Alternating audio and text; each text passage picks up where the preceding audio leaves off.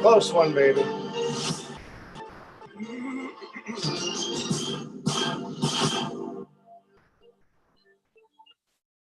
Welcome, welcome, welcome back to Truth Quest. My name is Aaron Moriarity. I will be your host. And we're going to go on a quest for truth together. Yes, we certainly are. And still reeling over the big, hey, Jacob Waters. First one here. Congratulations. You know what? I'm going to click number 1. I'm going to be the first one to like my own show. So number 1's my lucky number for a whole week. Howdy. Howdy, partner. Let's see here. I'm going to share this out because, you know, I really still don't have an actual start time. It's whenever it's around the same time, but so I need to tell all my friends over there that we're live in case they're not getting a notification. Right? That's right. I hope you're all having a great time tonight. It is a wonderful time to be alive in this planetary sphere. I'm telling you. We're lucky duckies to be here. We are so lucky. This is a historic time. Hello, Des Volt. Thank you for being here. Love to see you here. Gloria Paddock, hello there. Hit the thumbs up. That's right. That's your lucky number when you grab that like button, that thumbs up. You get that lucky number. The number you get. Hey, there's my boy, Aaron Moriarty Jr. How you doing, buddy? Chip off the old block. There you go. He is, let me tell you, my son is an excellent woodworking genius, really. I mean, he makes furniture, all kinds of really cool stuff. Hello, Catherine Weiss. Glad to see you here. Good friend of the program. Glad to see you here too, AJ. I'm really glad that you are here. So still reeling from this,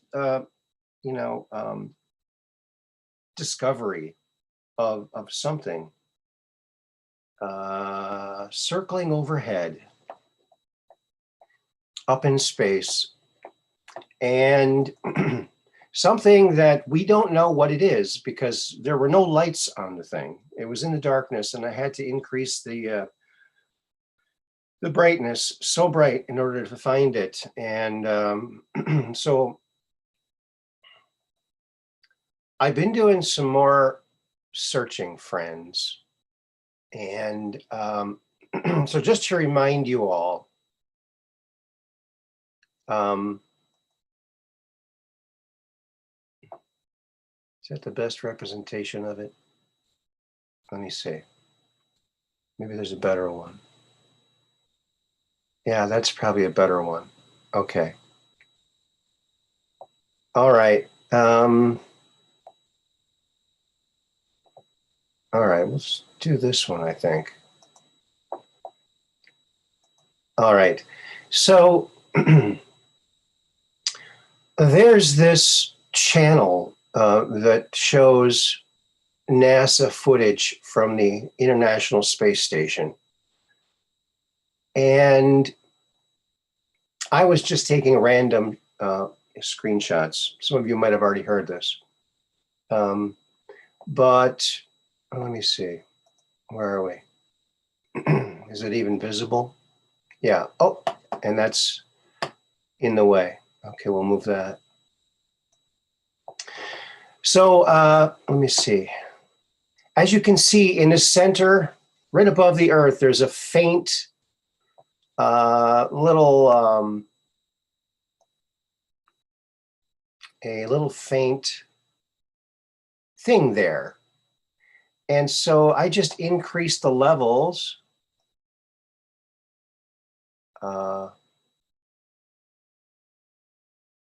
increased the levels, and I'm wondering, yeah. I'm just gonna wait till that circles back around. Uh-oh, that's in the way again, huh? Well, we can't have that now, can we? Move that right out of the way. Hello, Dark Brain. Glad to see you here. Now you can see exactly what I'm doing, you know, hitting the shadows and everything else like that. And it looks like it didn't do much. Did it? No, it didn't. Well, anyway, so we're going to skip that. And after I increased the brightness, we got this amazing discovery. I'm still just kind of blown away by it, friends. Here it is.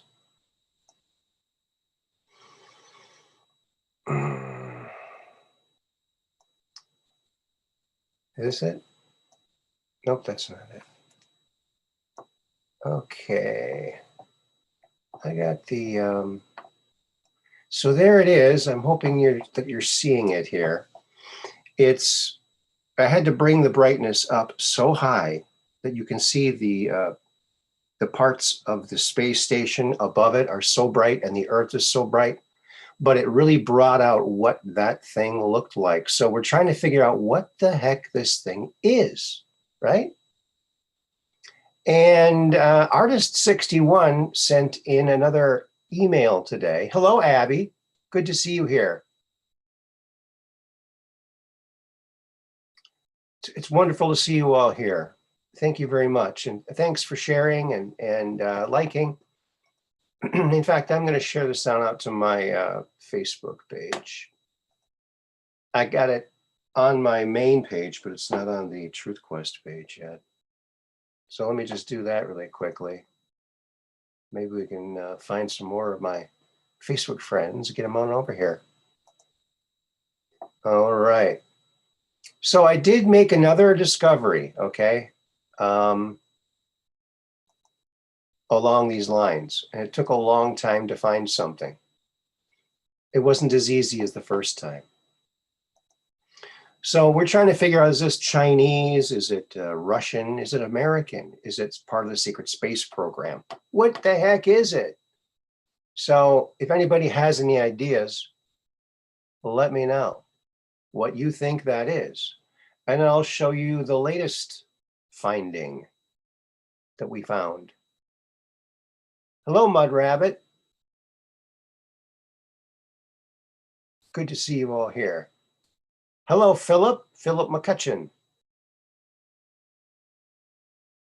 What do I think we're looking at? I think we're looking at either a large spacecraft with another spacecraft docking with it, or it's a space station with a spacecraft docking onto it. That's what I think it is. And seeing as how it was rather close, or else very, very large to the space station, and it didn't have its own lights. I mean, it was in the darkness, you know, basically it was unseeable by the naked eye. I had to bring it up to the full levels of brightness, save that file, and then do the same thing again, open it up and then brighten it up again with those two toggles. And this emerged. So, so if it's that close to the space station and it has no lights of its own on, what is it? Is it supposed to be secret? I don't know, but I don't think we were supposed to see this, friends. You know, and if it was my guess, I'd say it's either Russian or Chinese, or part of the secret space program, maybe the MIC secret space program, you know, the military industrial complex secret space program. Because it looks just only slightly ahead of what of what we have now, or what we can see when we look. And now Artist 61 sent another image today of what, could be maybe what we're looking at here. And so let me show you what that looks like. Hey, 1 foot in 5D. What's up? That was my amazing discovery that was just on the screen. I found it from the ISS footage. And it's like a space station or something. It's pretty freaky. Pretty darn freaky. Okay, looking for the one that, so here's another, before I show you that one, let me just show you this again. So now this is, okay, this is kind of a brightened image of it. And this is, let me see if I can tame that down. Yeah. So here is a Soviet, the Soviet, I guess you call it, I don't know. What do they call their space station? Vostok, something like that. I don't know what they call it. But it's got these wavy solar panels, and these look like they might be wavy. So we were thinking maybe it's that. But something more pointy. It looks more futuristic looking.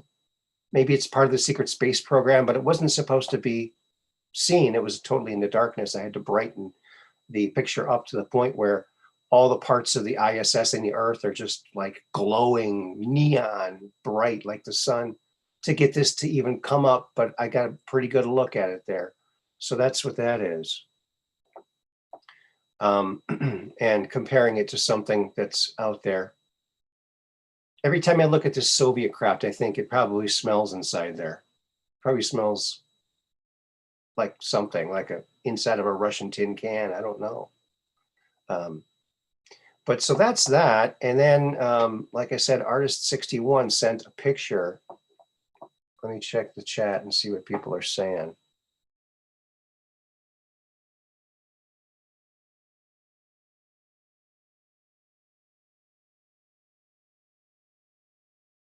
Oh, great, Philip. You're going to dig around and find out, see if you can find Russian, Chinese, Indian satellites or any crafts to see if the shape fits the known craft. Thank you. I have a feeling that since it had no lights on it at all, it probably is a clandestine object, and the owners of it or the controllers of it probably don't want any information out on it, So, okay, now I'm looking for the picture that Artist 61, Artist 61, I'm sorry. Where did it go? Oh, you know what? I need to open it up first. Oh, it's, but in the meantime, let me show you my latest discovery. And that would be,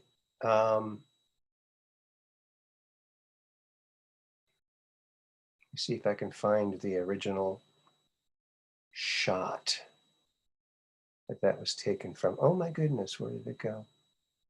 Where did it go? All right, here it is. So on another one of these pictures of the ISS out in the darkness of space, I found this after I had already bumped it up brightness once. So I got that, all right? So you see this right here? There's something out there. And it looks like, I don't know. It looks like something. Now, if I reset it, see, look, see, you can't see it, all right? You cannot see it. So I'll show you what I'm doing. I'll put this right over here. go to exposure. This is just preview on my Mac. And then shadows, the dark shadows one, all the way up, and boom, there it is.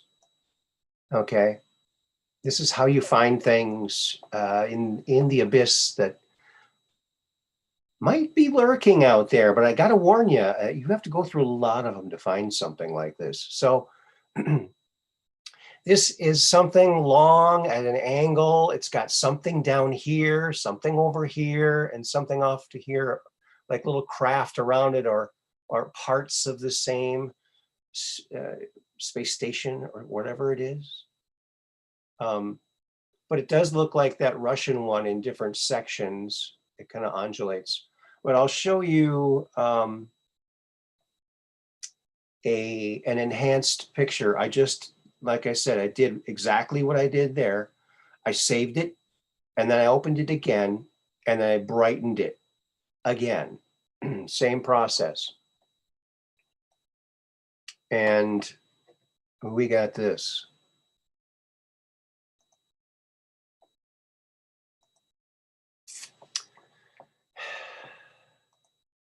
All right. This was the best image that I could get so far on this little thing. Is that it's not much, but it's, and you know, I'll return it to where it was, like that. Okay, and as I toggle these things forward, okay, there's some information there. There's something. This is just the shadows. Now I'll go to the exposure and see there's something there. If we play with these and then the contrast, you might get a clearer picture of what it might be. But what do you think of that, friends? I mean, I don't know what this thing is.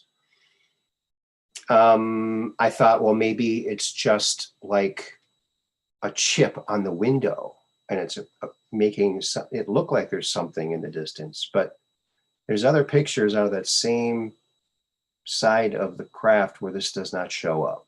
So I think it's a craft. What do you guys all think?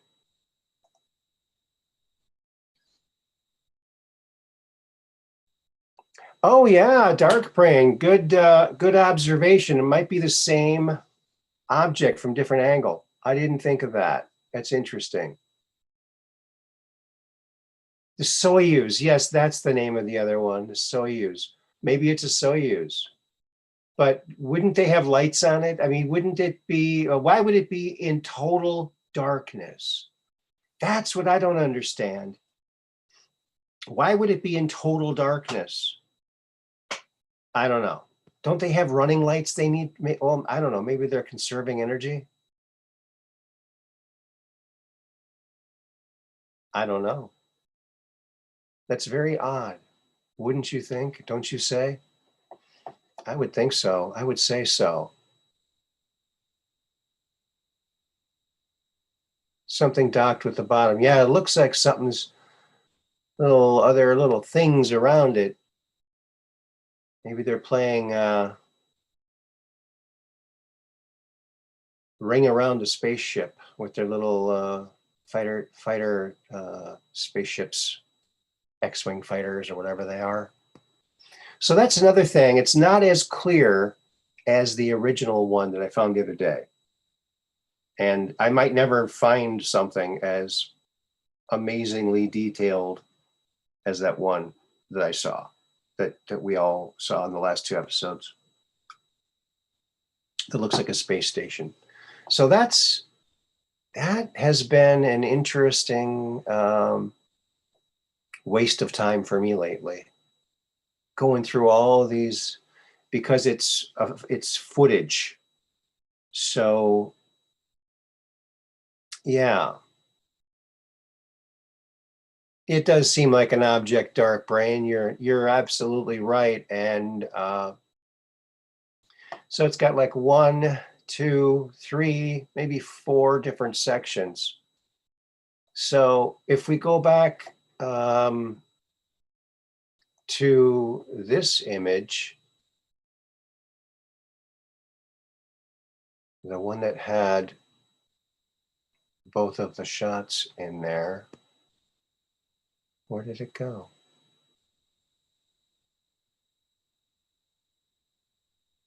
Oh, I think I got rid of it. It's not on here anymore. But, you know, another thing that I'm finding, friends, is beautiful, beautiful pictures of the Earth with, like this one. I'll show you this one. It's just beautiful.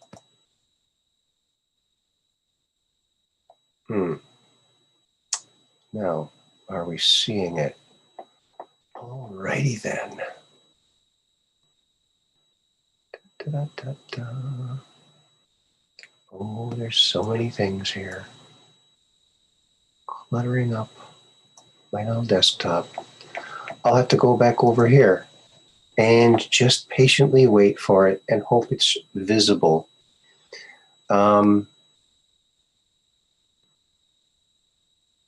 That's a good question, Dark Brain. I think they're external cameras.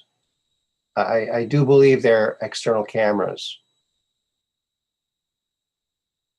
And when they're doing spacewalks, they kind of jiggle it sometimes. So I think they are on the outside for sure. Yeah. So I guess if they are, that would discount what we were just talking about. Now this one, I thought, oh, maybe there's something up here, right? But it's there's nothing there, nothing. So it's a pretty picture though. It's a very pretty picture. It's neat to see the lights in the night and then the sun coming up over there. Just some beautiful, beautiful shots. And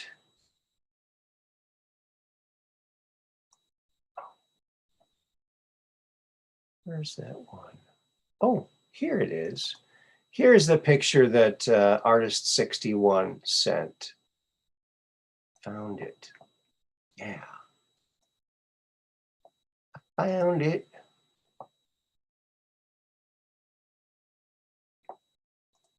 Here it is. Look at this one. This is interesting. She said she just saw this randomly today and someone sent it to her. So it's more of a pointed look to the top. Although it's not quite as pointy as what that looks like a spire. You know, maybe I should send a picture of that to Elon Musk and see if that's one of the clandestine ships that he's building for, or maybe whatever country he's building clandestine ships for, if he is. You know? Or maybe I shouldn't. Maybe I should keep this under my hat so I can discover more because they might restrict access to that footage. Well, you know what? Let's take this photo and do that to that too. Let's brighten it up. Is there anything hidden in the back there? No, a lot of stars. Look at that. See, you can find things just by doing that. So that's another one from Artist 61. Thank you very much. She emailed that to me today. Thank you very much. We got the best chat people.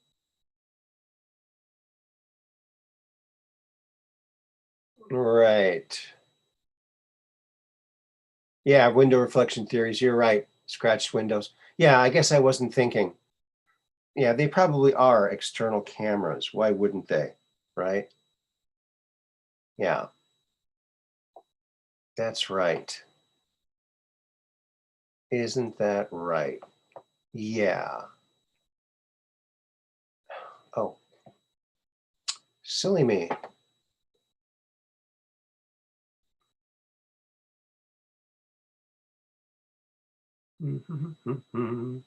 Oh, guess what?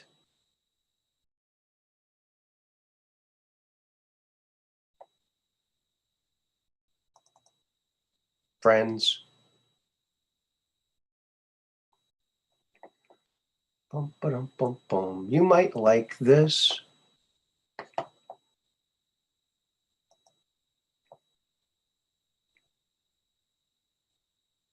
I saw this today. I thought, oh, maybe there's some people who are watching the show that might want to see this.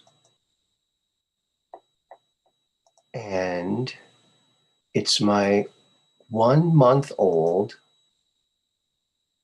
newest granddaughter, Emery. There she is. Aw. Look at that little pumpkin. There she is. Yep. How do you like that? Hello, Maddie.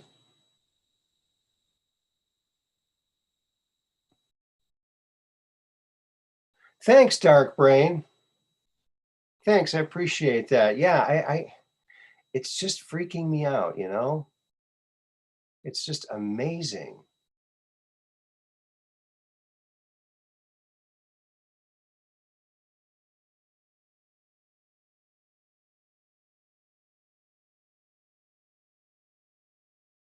Yeah. So she's so cute. Look at that cute little 1-month sign. Now I'm not sure, but I think I know who made that sign. And I think it was a joint effort between my son and my daughter, I believe. I could be wrong. I'm just guessing. So there she is, Emery, 1 month old. Yes, kids are a blessing. Yeah, that's the reason we're here is to help children have a happy, healthy, normal, as little trauma as possible childhood, a normal childhood. So we need to like protect kids and make sure they have awesome childhoods. So, and that's how we ensure a beautiful future is to make sure that our children have wonderful childhoods.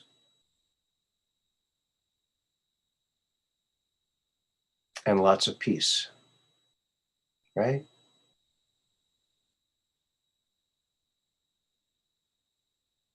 That's right. Okay.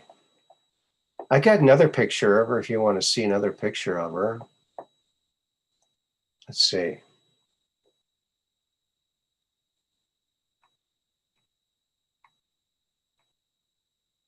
Maybe I don't have another picture of her.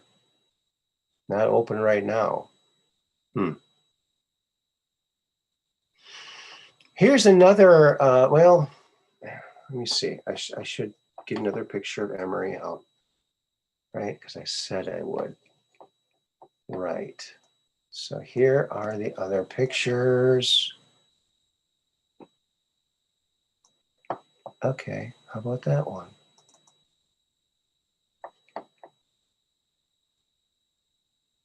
All right, I have to close this and do it again. All right, here we go. And another picture. Look at that. I guess you can, there we go. Little sister. Isn't that sweet? Love it. What a cute kid. And yeah, great kid.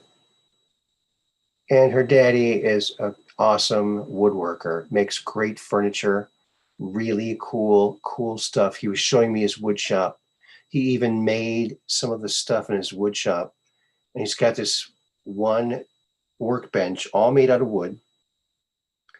And he goes, watch this, Dad.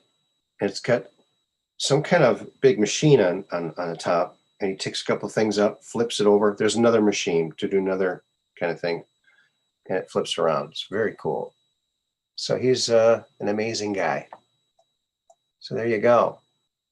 That's Hazel. That's not Hazel. Emery. I got 2 granddaughters.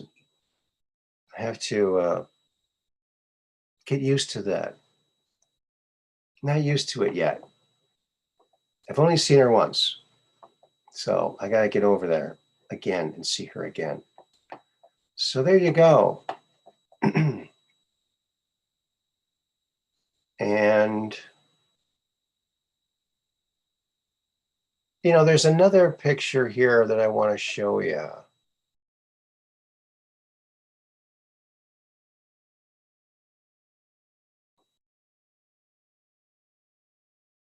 Well, here's one. It's an interesting one.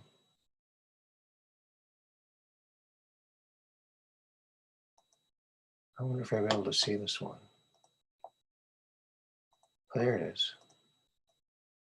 So right here, you see this ship here is coming in. It's going to dock with the space station here. But you see all this black space over here? There's something down here. So let's just see if we can't find something, you know, in the abyss there, something that might show up. Okay, something's showing up over here. However, it's probably just part of this. So I would say, yeah, it looks like definitely part of that. It's nothing really there. Nothing clandestine in the background, as it were. So there you go.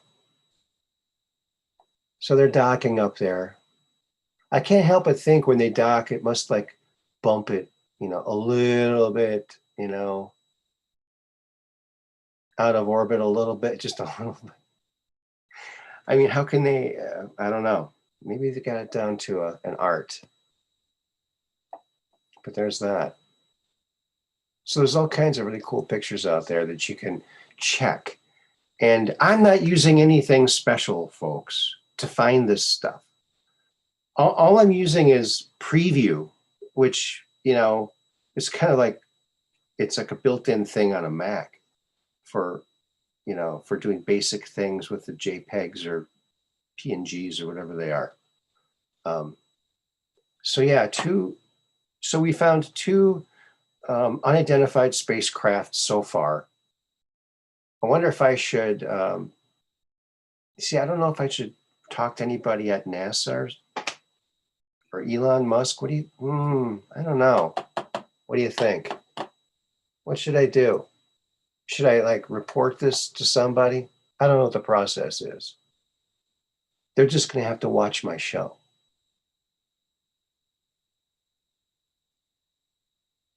So there you go. Well, let me put the information up here for the call-in. So if anyone wants to call in and talk about it, maybe you have an idea what this thing might be, that would be fantabulistic. And that would be great. All right. I think that's it. Copy. They know about it. Well, you know, it's compartmentalized. Even Corey was saying that in the secret space program, there's different secret space programs. There's the MIC secret space program that's 50 to 100 years ahead of our space program. Then there's ones above that and above that. And in the lower ones, if someone in those lower, like the lowest secret space program, sees a ship from one of the other secret space programs, they're simply just told, oh, that ship there, that's one we have in development. We're just testing it. It's top secret. Don't talk about it. And that's what they tell them. So even if they see these other ones, they can explain it away. That's how compartmentalized it is. And they're all told, you're the tip of the spear. This is the best. You got the best equipment here. And really, they're only like 50 years ahead of us or 75 years ahead of us.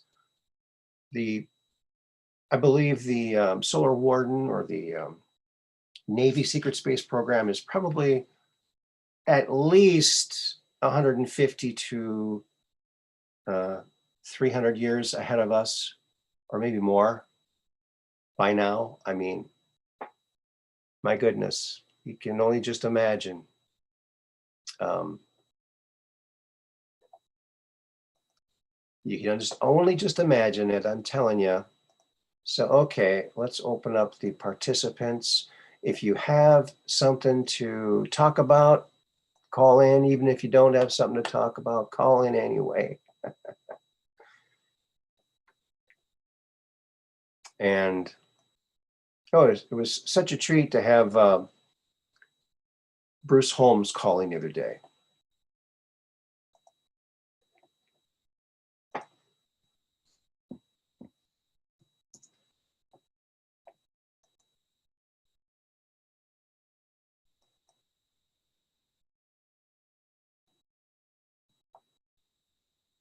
Yeah, that would be a good idea, Dark Brain. It would be neat if one could take video clips from the ISS feed, brightened the vid clips. Maybe we could see motion of the craft. Yeah, I actually did that with another. I found like that last one of the ones I just showed where you see all the stars.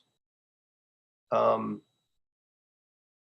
I got that and I thought, are those stars or are those satellites? And I went for 10 seconds. I took another picture. Another 10 seconds. I took another picture, and they were all satellite. Most of them were satellites. They're moving from one 10-second point to the next. Let me see if I can find that in particular.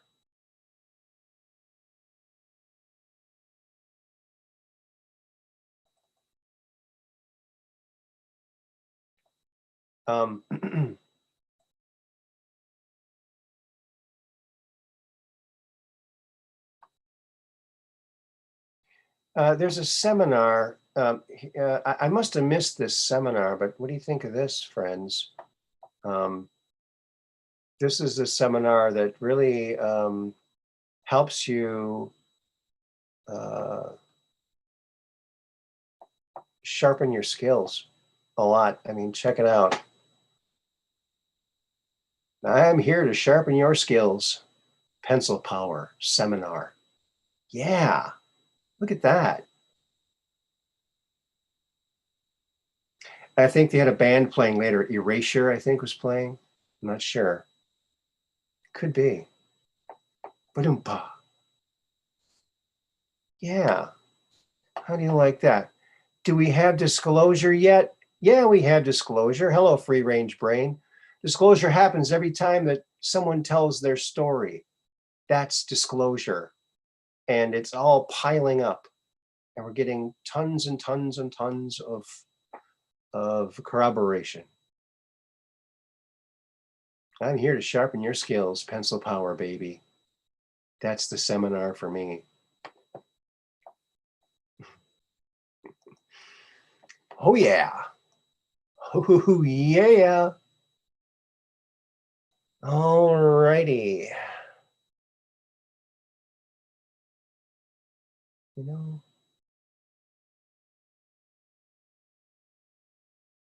there are just some beautiful, beautiful shots of our planet from that space station. And it's just awe-inspiring to see all these beautiful images. We can't even perceive it from where we are. We're so close to it. We can't see how beautiful it is from above. Um,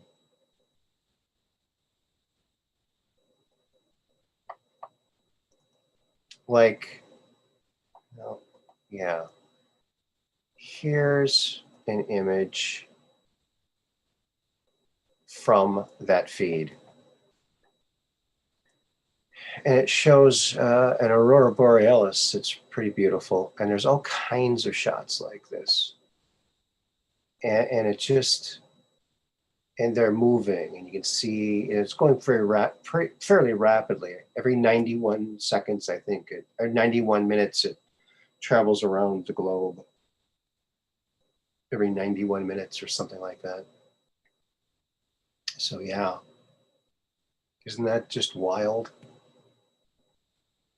And then, you know, we can adjust these and see what we can find. See? Something right here. What is that? A circle right there. What's that? On the Earth? I don't see anything in the background that looks anomalous. But isn't that beautiful? Look at that. Can you imagine being up in that space station and seeing these images all the time? Just breathtaking, beautiful images of our home planet. Just gorgeous. Awesome stuff. And I would show you the video, but it's just choppy on this. I need to get some kind of streaming software or something. Or figure out StreamYard. I still have to figure that out. It's supposed to be so easy, but they didn't count on me, right? They didn't count on me. So let's see what people say about that. Artist 61.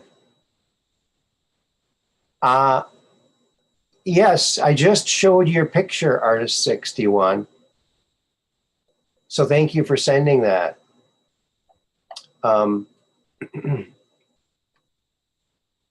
Yeah.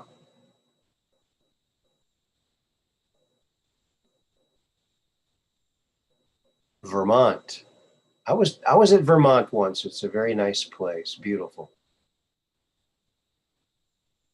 It's a really beautiful state. Every state is beautiful, but it's something really cool about Vermont. It's very homey. Very homey. Yeah. Now,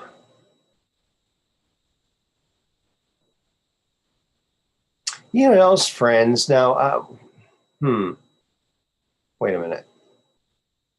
Hold on there.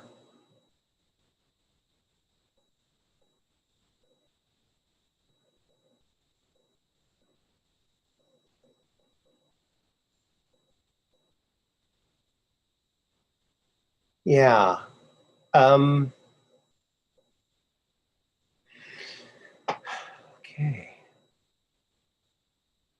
You know, there's something going around now, and you might have seen it. Geez, is this the only picture I have of it here? Oh no, here we go. Oh, yeah.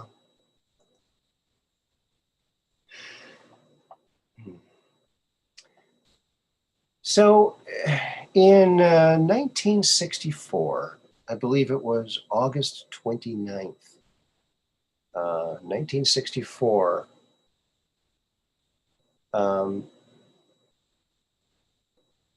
near Antarctica, where it's between South America and Antarctica, where it's kind of like the tip of South America is like connected almost to Antarctica. In 1964, they went 3 miles below the water and they photographed this crazy thing. And they're calling it the Altinin antenna. So it's very structured. It's about 2 feet high, sticking out of the bottom. There's nothing else like it around. They have these geometric right angle things, almost like a jack with round ends, kind of like an antenna. And no one can explain it. At the time, no country had the ability to place something at that depth, something like that. So it has to be something that was put there either by a former civilization or extraterrestrial, right? That's always the other option we have.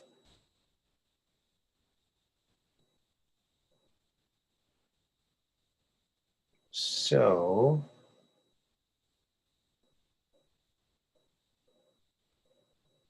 So yeah, that's very interesting. 3 miles down, it's about 2 feet tall, but it's right at the end of right in the middle, I guess, of the Ring of Fire, I believe, where it's all the tectonic plates are all shifting. So maybe it's to monitor our earthquake ability, possibly. Very interesting indeed. Very interdasting. And let me see here. I might have another picture of, I think we already saw that one. So that's interesting. Has anybody ever heard of that? The Altinian antenna?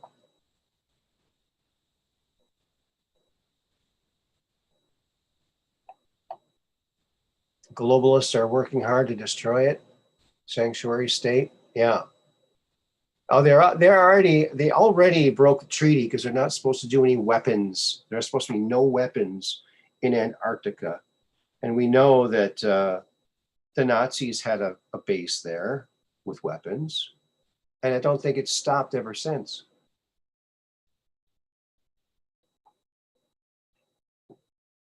Oh, what if some ship threw an antenna overboard and landed there? Yeah, well, that I guess that could be.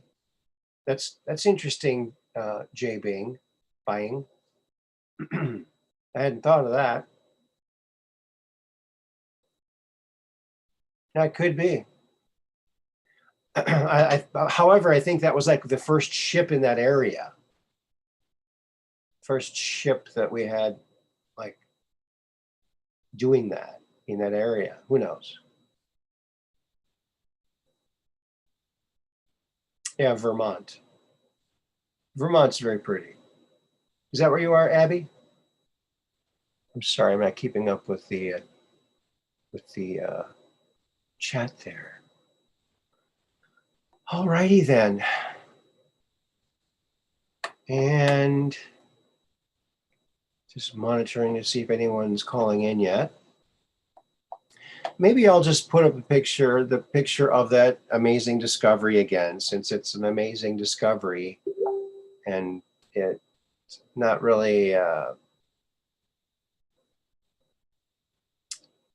anywhere else yet. So actually I have two things, I guess, two objects that I've discovered. And, I wouldn't be looking for this stuff if I didn't have this show. So it's because of all you guys that I'm doing all this.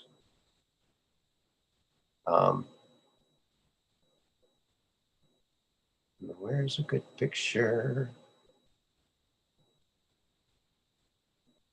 There we go. Let's try this one. Let's see if we can still see it.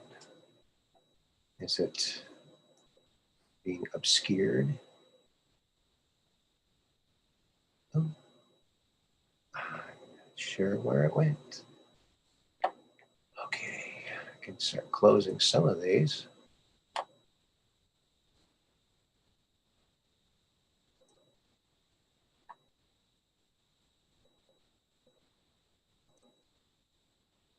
Yeah. Well, that didn't help. Didn't help. Okay, I guess we got to go back to square one. Here we are. There it is. I guess that's my biggest discovery so far. I mean, besides all my kind of joke discoveries that I've made, but this is the first real discovery, I guess, except for the couple of UFOs I saw. But yeah, it just looks like something, right?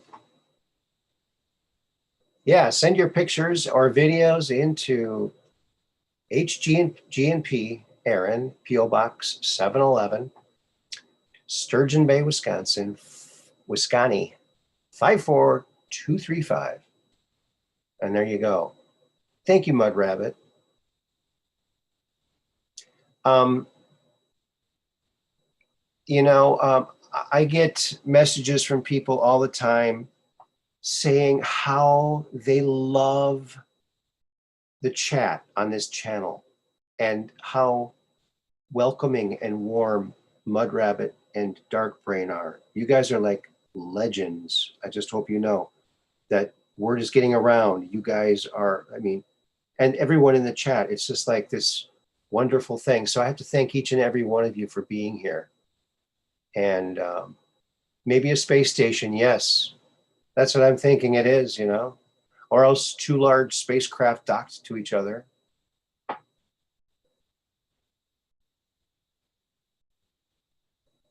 Yeah. So I think it's a significant find. Had no light source of its own. So whatever was lighting it up was just the ambient light from the Earth, apparently. You're very welcome, Mud Rabbit. Hey, Austin Morris, there he is. Yes, there are awesome people here. You're right, Mud Rabbit. You're one of them.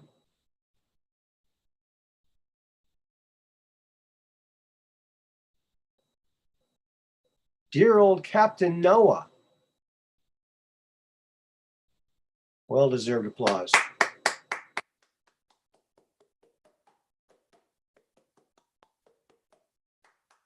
Yeah. I need to get some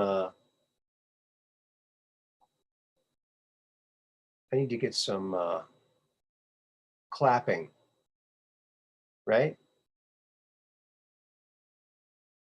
Rectangular parts are solar cell. Yeah, and they look almost like they're wavy, kind of like the Soviet ones are. So that's what I was thinking they were. Thank you, Gloria. We're very glad you're here too. Yeah, and you know what? I had a suggestion. Someone suggested that, and I agree with it. That I should give away something. Does that sound interesting? And so I want to give away these two books here, Popple and Popple's Place. All right, and I'll send them to you. And I got to figure out. Okay, so how are we going to do this contest? How are we going to do the contest? Okay, so Popple and Popple's Place, they're children's books, and I illustrated them. They're beautifully written, and I illustrated them. Disney donated the paper. They help the children's hospitals, and they were endorsed by Jeff Foxworthy. There it is. And what Jeff Foxworthy said, of course, he's the redneck comedian, and he said, honorary chairman of Duke Children's Hospitals, he says, my kids and I love Popple. I thank Judith and Aaron not only for their beautiful creativity, but for their heart for sick children as well. God bless this project, Jeff Foxworthy. So there it is. And he only met with us twice. Super nice guy.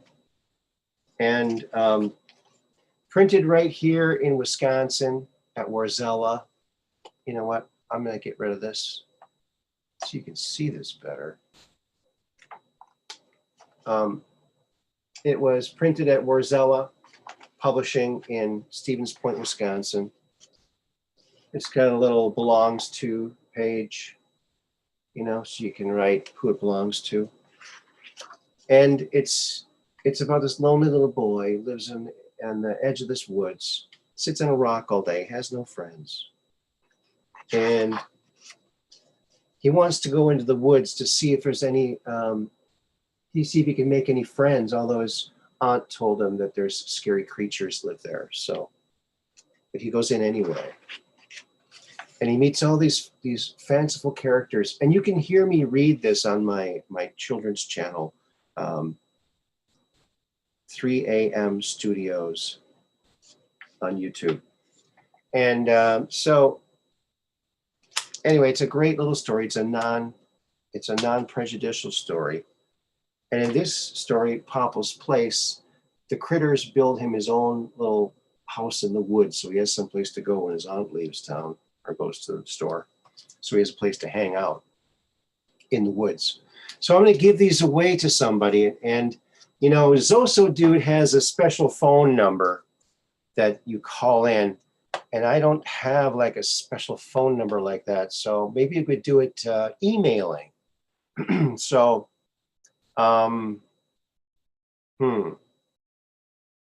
maybe the 10th, 5th one to email me. 5th, I gotta write that down. 5th one to email me. Just write contest and then write your name and phone number or whatever. And I'll call you or we'll get in touch with you if you're the winner. 5. And you're gonna win these books.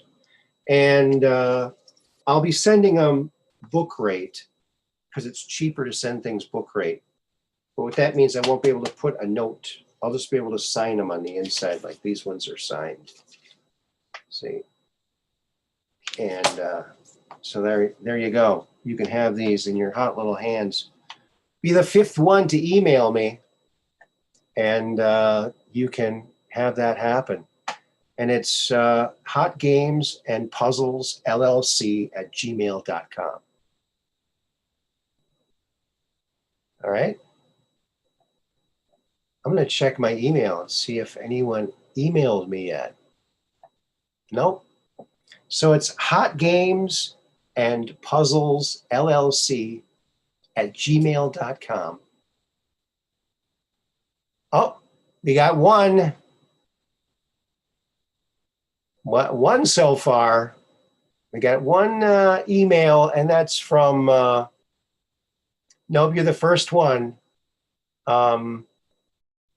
Artist 61. Also, put your name of your call sign so I don't dox you. All right? But you're the first one. Try it again. 5th one. You can always try again.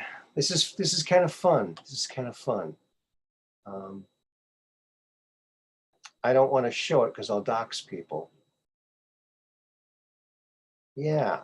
So we got one email so far. One email from Artist 61. So 4 more to go. And you can win these fine books made in America, written by Judith Johnson. Right here. Let me see. Where's my camera? Written by Judy Johnson and illustrated by myself. So there you go. And it was just so much fun. I always wanted to illustrate children's books. And so I got my chance with these 2 books. And then now I'm doing the Awesome Possum. And I wrote that too. So I wrote it and I'm illustrating it. So let me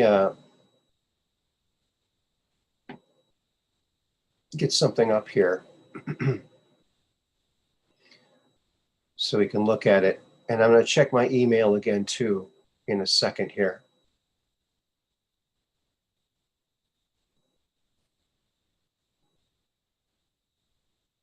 But I want to get this on screen. All right. Alrighty then. Alrighty then, Aphrodite then. Right? Okay, here it is. So those are the books. And the famous Jeff Foxworthy, I mean, the story of Jeff Foxworthy endorsing his books is actually a very cool story. And maybe I should tell that. It's a very cool story. Let me check my email. Let's see. No. Well, let me see. I gotta refresh here. See if I got any more emails. It's Hot Games and Puzzles LLC at gmail.com. I think that's my address, isn't it? Still only one from Artist 61. So, and the lucky winner will get the book sent to them. How does that sound? So we'll just keep checking that. No, Zoso's over in he's over there in Oregon, right? Isn't he in Oregon? Oh, thank you, Dark Brain. Yeah, that's my 3 a.m. Studios channel where you can listen to Popple and Popple's Place. Also, my other book that's not in print yet, and I have to get it in print. It's called Dino Sounds. What did dinosaurs sound like? So I got to get that in book form too. So there you go. And as you can see, there's a character there that looks kind of like me. He's got hair like me. And that's Miller the Mole. Miles, they call him. Yes, Zoso worked at Entertainment Tonight with Mary Hart and John Tesh. That's the person I couldn't remember. He was the other early person in on that show, John Tesh.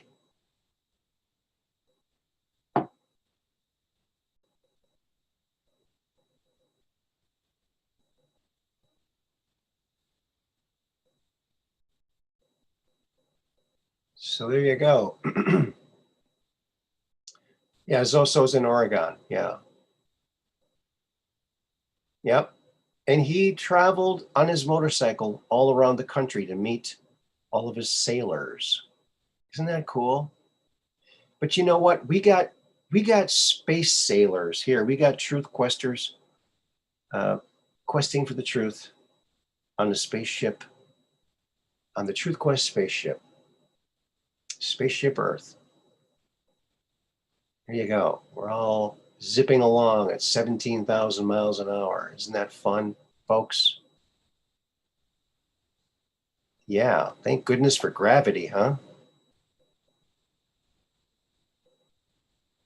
Yep, there's my email there. All you got to do is click on it. And let me check it again. Let me see if anyone has gotten the 5th. Oh, look at that. I think I'm number 2, and you are number 2. I believe that's Mud Rabbit. I'm not going to say your name. I believe that's Mud Rabbit. You look familiar. And you were number 2. 3 more. So when Zoso does this, they're calling in. It's kind of exciting. This is a little bit less dramatic. Let me check my email. But it's still kind of fun. I'm having fun. So we got 2 so far. So we're looking for number 5. Boy, I'm glad I didn't pick 10. Oh, would have been here all night, friends. So yeah, you get these books, you can keep them, you can give them away, you can give them as gifts. They're really great books. And they're heavy, they're good, solid books. And if you were to find these at the bookstore, they are $16.95 each. So it's a really good deal to get them, since they are kind of pricey in the bookstore. So there you go. Mud Rabbit was number 2.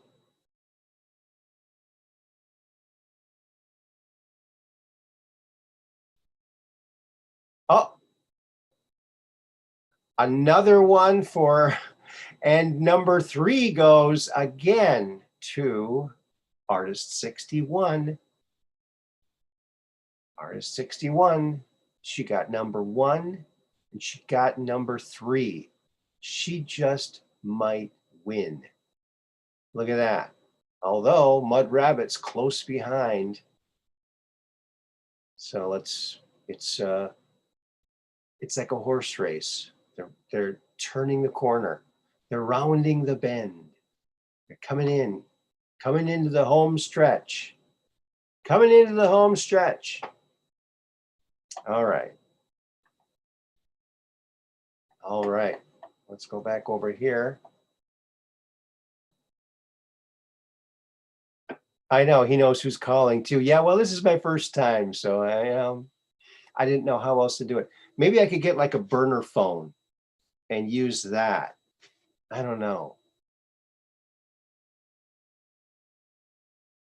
Hello, BPPD Demand. Good to see you here. And everybody, thanks for being here.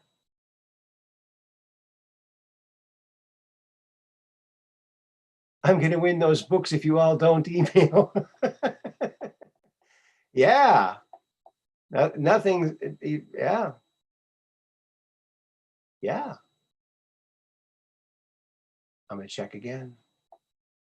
And where are we at? Hey, wait a minute. Oh, whoa. Okay. Let me see. Books. I think I'm number 2.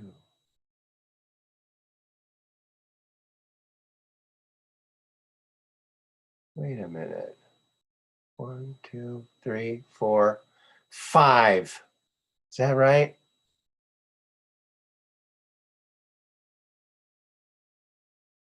Let me see here. Let me double check here. Okay.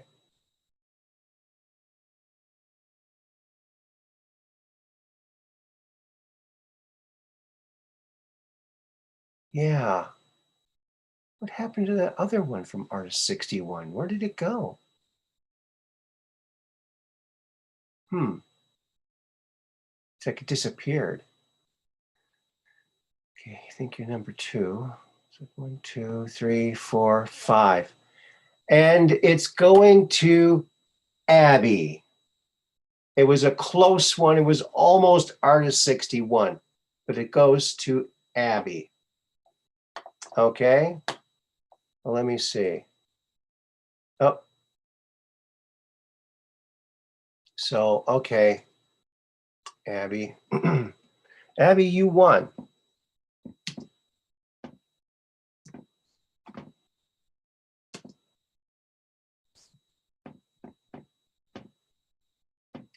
All right, please give me or send me. I'm emailing you.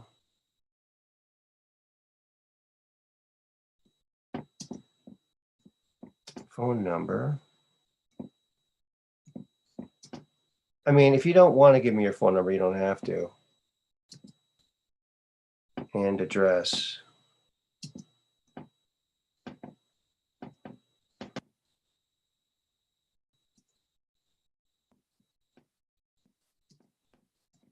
All right. I'm going to send that to you now. So you won. Yay! Abby won. Artist 61 came in very, very close. And I had to really study it to figure out who it was that won. And so that's the result.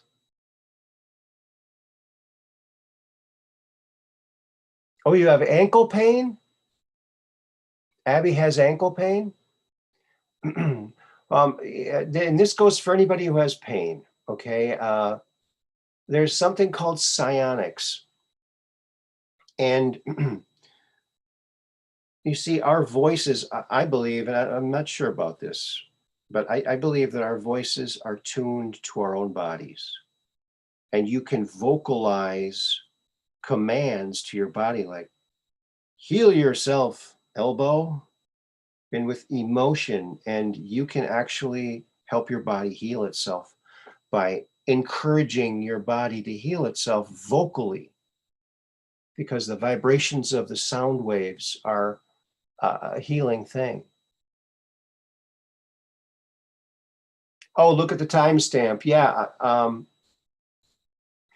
Yeah, good idea. I'll double check, but I'm pretty sure it was her.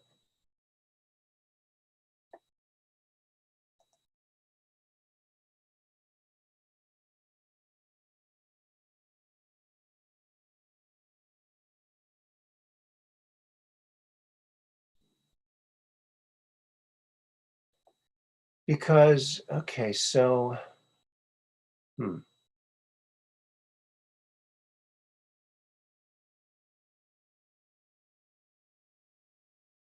Maybe I should, it doesn't matter if you open them or not, right?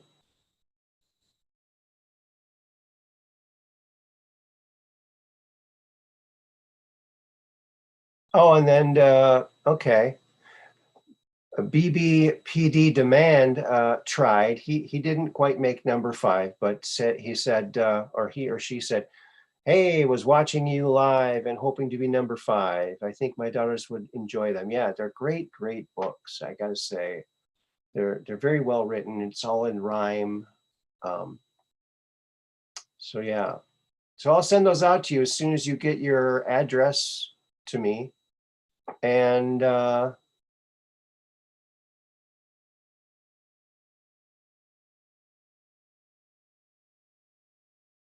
you twisted it. Okay.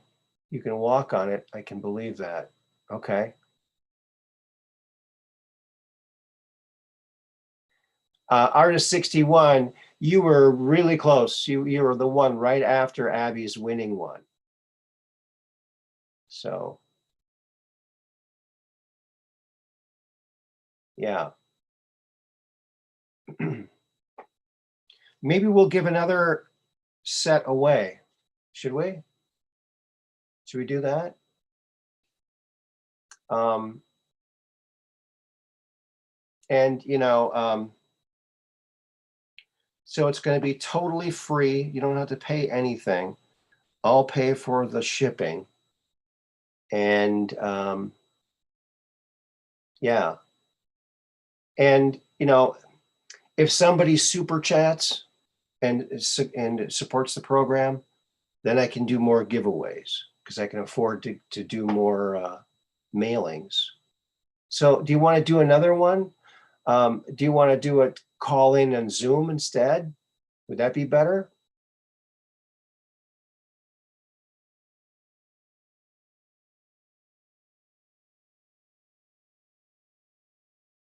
Yeah, you broke your leg. Oh my goodness.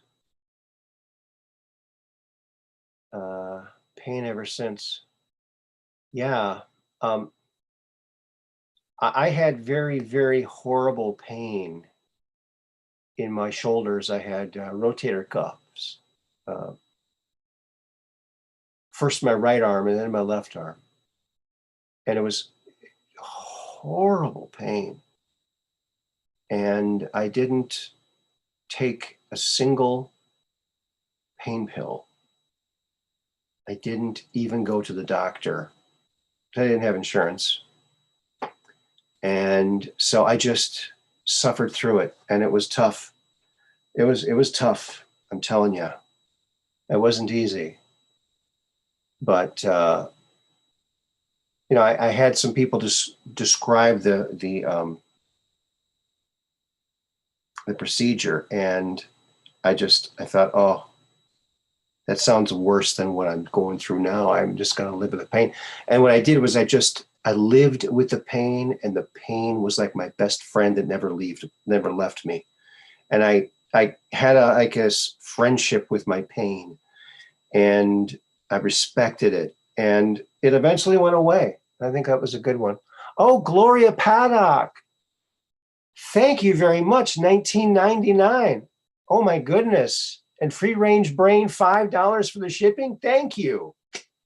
You know what? We're going to give another set away then. You guys are rocking. So we'll give another set away. All right. But I got to figure out how to do it. Maybe we should, let me see here. Maybe we should do the Zoom.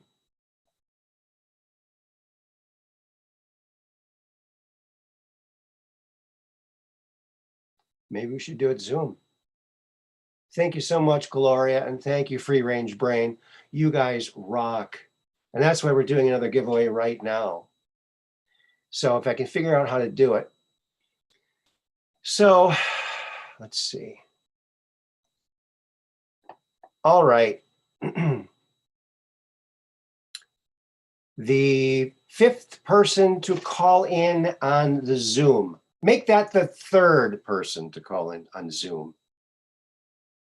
Call in on Zoom and be the third person. Dark Brain 1111. I love it. Thank you so much.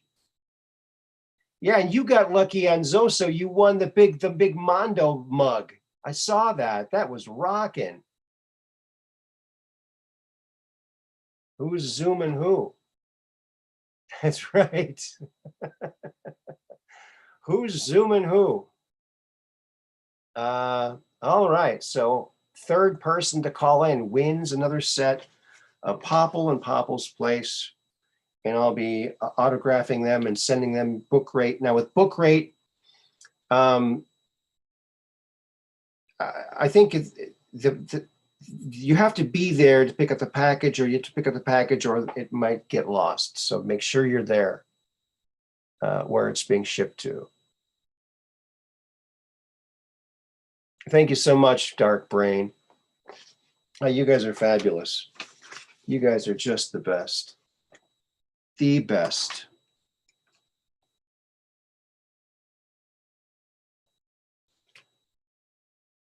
The best, the best, the best. Okay, no one's called in yet.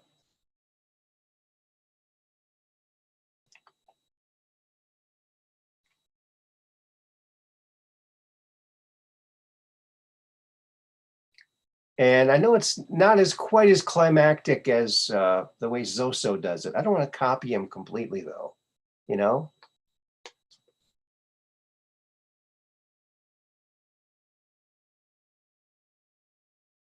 And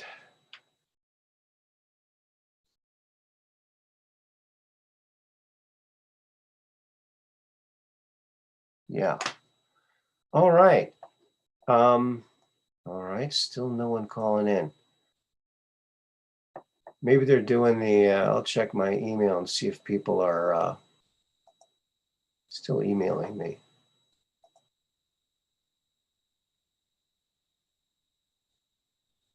Nope. So still waiting for the Zoom call. And so the third Zoom call. So you'll all be on the show too, just as briefly as you want to. And you don't have to show your face if you don't want to. But we'll all be on screen together. How's that sound? If you want to. All right. So there you go. Third one to call in on Zoom wins 2 more books, Popple and Popple's Place.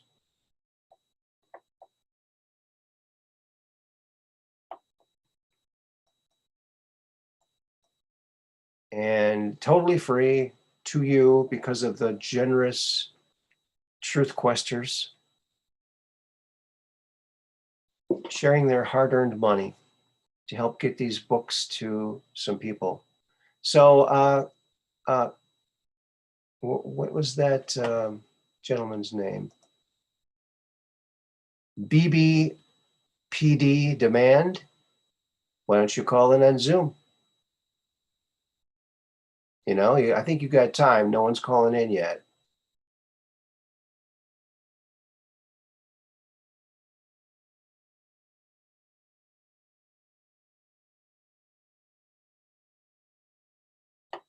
Okay. Looks like I got an email from Abby already. Look at that. Okay, she got the info there. Okay, very good.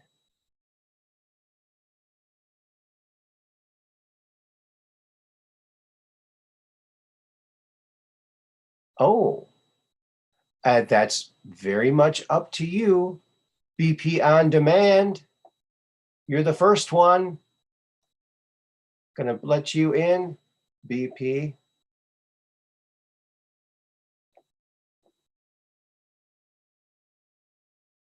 Dark Brain is number 2. And the next one will be the winner. The winner. Who will the winner be? Who will the winner be?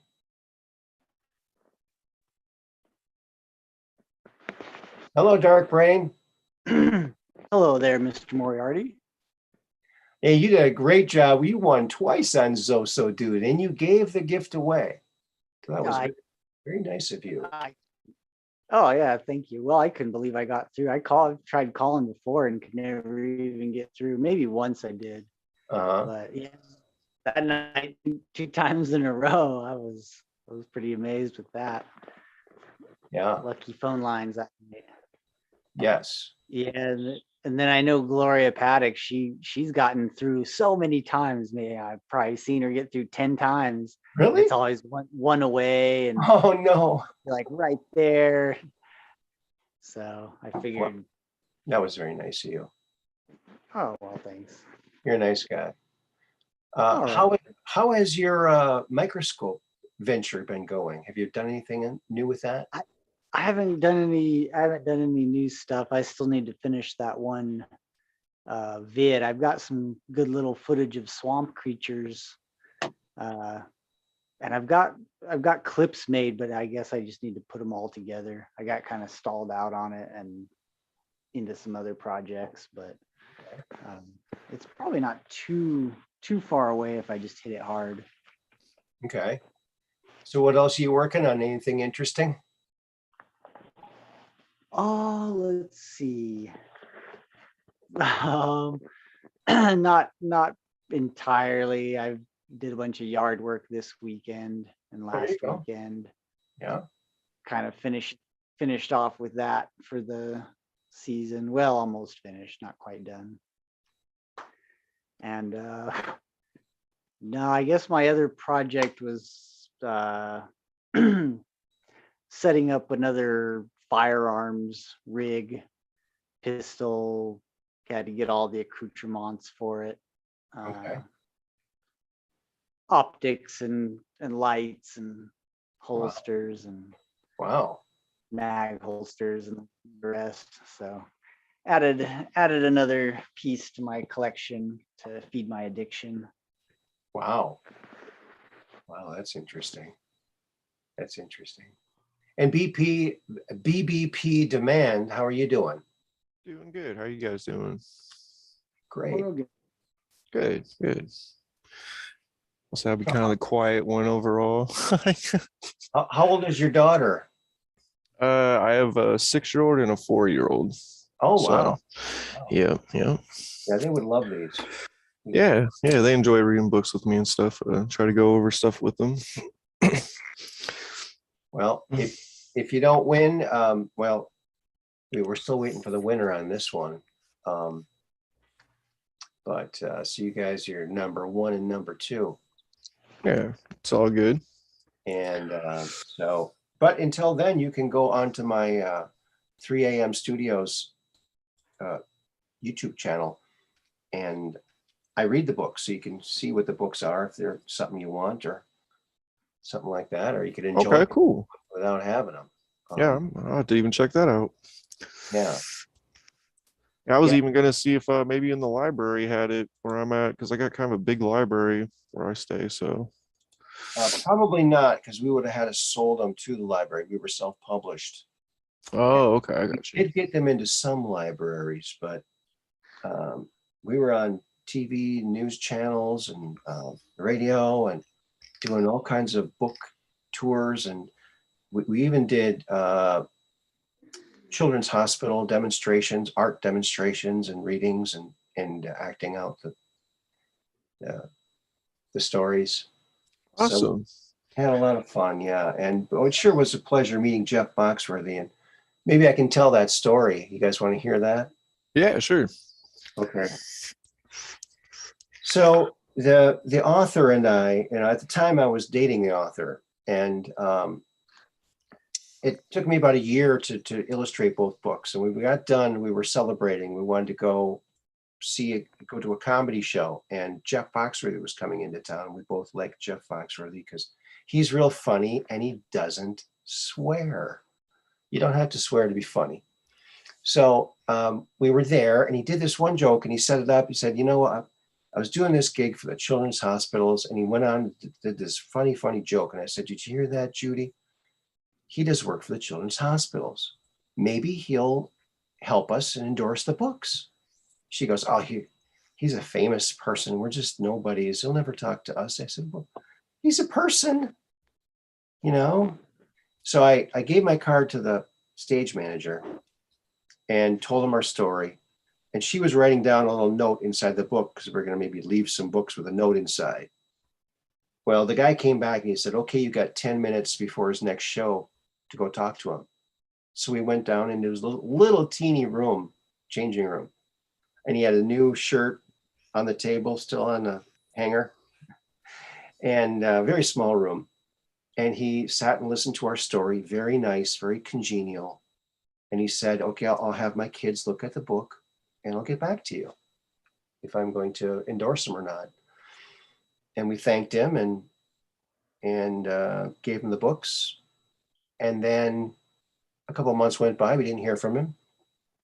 And then Jay Leno was in town in Green Bay at a casino. So we went there and we actually saw him in the entryway, and he called me over. He goes, hey, Elvis.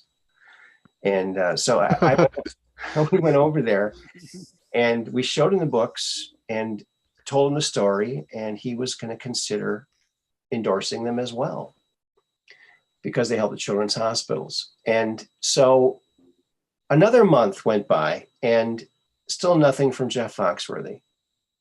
And he was in another town in Wisconsin, in Appleton. And we thought, you know what? Maybe we'll just go there and we'll go backstage and we'll leave another book with a note inside it as a friendly reminder, because we don't want to bother him and anything like that. So we got permission to go backstage and to leave the book back there. And we're walking back there down this hallway, and here he comes. Here comes Jeff Foxworthy walking towards us. Now we hadn't seen him in like 3.5, 4 months or something like that. And he goes, oh, Aaron and Judy, I'm so sorry I haven't gotten back to you. And I said, that's okay. Leno hasn't gotten back to us either. He goes, I'll beat Leno. And he did. Nice. That's awesome. A couple days later, he emailed us this beautiful quote. And yeah, it's pretty amazing.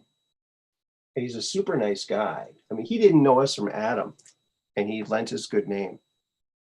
Wow. Yeah, that's amazing. I know it. That's great. Just crazy. And you know what? We're still waiting for that third caller. Are we going to get a third caller? It's up for grabs, folks. You know what? I think it counts for calling in again. So if one of you guys hangs up and calls again, you'd be the third caller. Who's got the itchy trigger finger? I mean, I'll even give somebody else the opportunity. I just figure I'd just call in. I even like the fact that you're even doing this and do things for kids and stuff. I got like a soft spot in my heart for people that really look out for kids and really care, especially doing like hospital type stuff and things of that nature. I think that's awesome. It's like God's work, in a sense. So, well, hey, Dark Brain, what do you think? You think BBP Demand was actually the third caller? Do you think he was? He's got enough heart for two callers. There you go. oh, And BBP Demand, I think this is your first time I've seen you in the chat, wins. Yay, he wins. yay. Now, so it's 2 books. So you have to email me and give me your, you don't have to give me your phone number, I guess, but if you want to give me your phone number, you can. And also an address so I can send these books to you. Okay, I could do that. And maybe give me the names of the girls too, and I can maybe put their names on the inside. Sure. They'd really like that. They're like, oh, this one's like specially for me. I'm like, yeah, they'd like that. Cool. All right. So BBP demand. That's an interesting name. It looks It just means backed by popular demand. I guess oh, it kind of popular man. Okay. yeah, I just kind of used it as a screen name for like some online games and just kind of stuck with it. So I don't know. There you go. Backed by popular demand. Awesome. So what are the name of your kids? And I can sign them right now. One's name is Annika, like Anika, and then my other one's name is Rayla, Reyla. REA No, Reyla. REY. Yeah, it's totally Star Wars related because I'm a nerd. Okay. When I was, we were going to have our first. Oh, there's Corbin Phoenix calling. Oh, he would have been third. Oh, I'm gonna let him in too. This is fun. We got a whole like the Partridge Family here, or the Brady Bunch. There he is, Phoenix, Corbin Phoenix, the man, the legend. He's connecting his audio. So we'll get that off to you. Okay. Okay. BB, back by popular man. Now that I know what that means. Yeah, That's I a lot easier appreciate to it. say. I'll email you in here in a second. And What kind of give you games the do you address. play, Mr. Demand? I mean, I really like World of Warcraft, so I've been playing that for quite a while. I play some shooting games, but just a few. Hey, Corbin. Hey, what's going on, man? Welcome. Hey, yo. Yo. Oh, man. Long time no see, man. Long time no see. Yeah. Yep. Just eating some Whoppers. Whoppers? Oh, yeah. Okay, that's not the burger Whopper. That's the candy Whopper. Yeah. I mean, both of them are bad for you, but whatever. They should put Whoppers in Whoppers. They should put the candy Whoppers in a Whopper. Wouldn't that be the Whopper not, Whopper? not two birds out one stone. No. Yeah. That'll probably break you up out of eating both of them separate. Yeah. Golly. Well, because every time you eat one, you associate it with like the combination. So Mm-hmm. yeah. I probably need to, man. But yeah, man, what's going on, y'all? Well, actually, we just had a contest to give away some of these books, but I think you already got the books, didn't you? Yeah, I already got them. Now I wasn't really concerned about that. I already got them, but somebody that don't have them need to have them. Yep. Back by popular demand. There's two little girls, and he's getting them. So we That's got what's up. two winners. Yeah, they'll love it. They'll love it. Awesome. Yeah. Can't wait. Yeah, man. Yeah, your kids like those Papa books, don't they? Mm-hmm. Yeah. Yeah, they love them. They love the Popple, man. Love it. Well, good books, man. It's real really cool. It's really weird because there are so many children's books out there, but both the author and I have got comments from people. Kids have said that these were their favorite books. It's like, really? Yeah. I mean, Well, Ham. I mean, that's a great one, right? yeah, but I mean, I don't know. It's like, Popple's kind of fresh, even in its concept. There's like nothing like it, So, it's like they like the originality of it. It just, yeah, they really dig the originality of it, the camaraderie of it. Mm-hmm. Yeah. And the writer Judith C. Johnson, she doesn't say she wrote it. She says penned by, because she felt that she was getting divine inspiration because she's never thought of anything like this before, and it just came to her. So, yeah, it feels like it.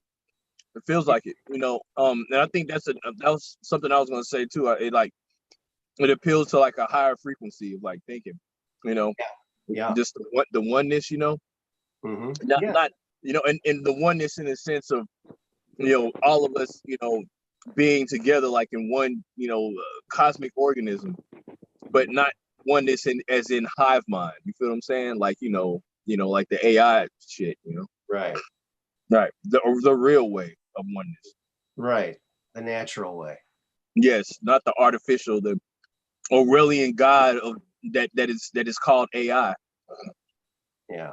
Yeah, well, I mean, I just say God is in like, you know, something that's, you know, I guess you could say existing in multiple realities at once, but I don't mean God isn't something that needs to be worshipped at all. You know, but yeah, you know, it's like Cthulhu basically is what that shit is. You know, except the tentacles are like digital. You know. Yeah. Yeah. Mhm. Great. Yeah, I agree with that. I almost feel like there is like a connection with AI and like a dark entity almost sometimes. Like it just seems like it has very nefarious like tendencies almost, you know what I mean? Oh Kind yeah. of looks down upon humans and kind of just like I Mhm. don't know, just dismisses them. Like we know what's best. Like, well, how did this happen? Just by some kind of programming, you know what I mean? Like it's Mhm. weird. Yeah, and you know what's wild about it? It's like kind of like permeated into like all walks of like or all like, you know, all like media. I mean, at least like the popular media. For instance, like, you know, on Game of Thrones, right? Okay, all the way up to season 5 or 6 or so, this shit was on point. Like, I mean, the show was like I was just blown back like how well it was written. And then I just started seeing this stuff kind of get weird, and I was like, what are they doing? Like this, you know, like there was like automatically from like I want to say 6 to 8, there was like this disconnect. I was like, why is this happening? Come to find out, they were using AI to help write, you know, 6 through 8. I could see that also. It did start getting, it felt like there was a change. I thought maybe it was like a different writer or producer or something kind of came on, but no, I could see that also. Yeah, well, maybe to a certain degree, but the main thing I would say is like I said, I don't think it was too the feel was too drastic. You know, it was too drastic. Like it just seemed like it just got away from like everything that made it good. And then, like I said, I found out about the AI thing, and I'm thinking like, you know, maybe not. But then when I saw season 8 and the way it ended with Bran being the like basically, you know, like the go-to as far as like, is this right? Is this wrong? Do we go here? Do we go there? And I was like, Bran, and then like, you know, he's like, you know, the three-eyed crow. You know what Yeah. I'm saying? Yep. Like, yeah, I'm like, oh, if AI did write it, Bran is AI. In that Yeah. universe, he's AI. Yeah, because he was like able to kind of tap in and like have different like knowledge or like or foresight basically. Yeah. Right. And you know what's wild about it? Because at the end, that dragon took the fuck off. The one that like burnt up that burned the Game of Thrones, or burned the throne, the throne of swords, Oh, that yep. burned it up and then took off, right? He took off, and then he wasn't heard of again. And it's wild because like at the end of the show, like he was all like, yes, I do believe, you know, I will rule, and I will do you know, trying to act like, you know, like, hey, I'm a nice guy, but really, you know what I'm saying, he's really like an inhuman piece of shit at this point, you know what I mean?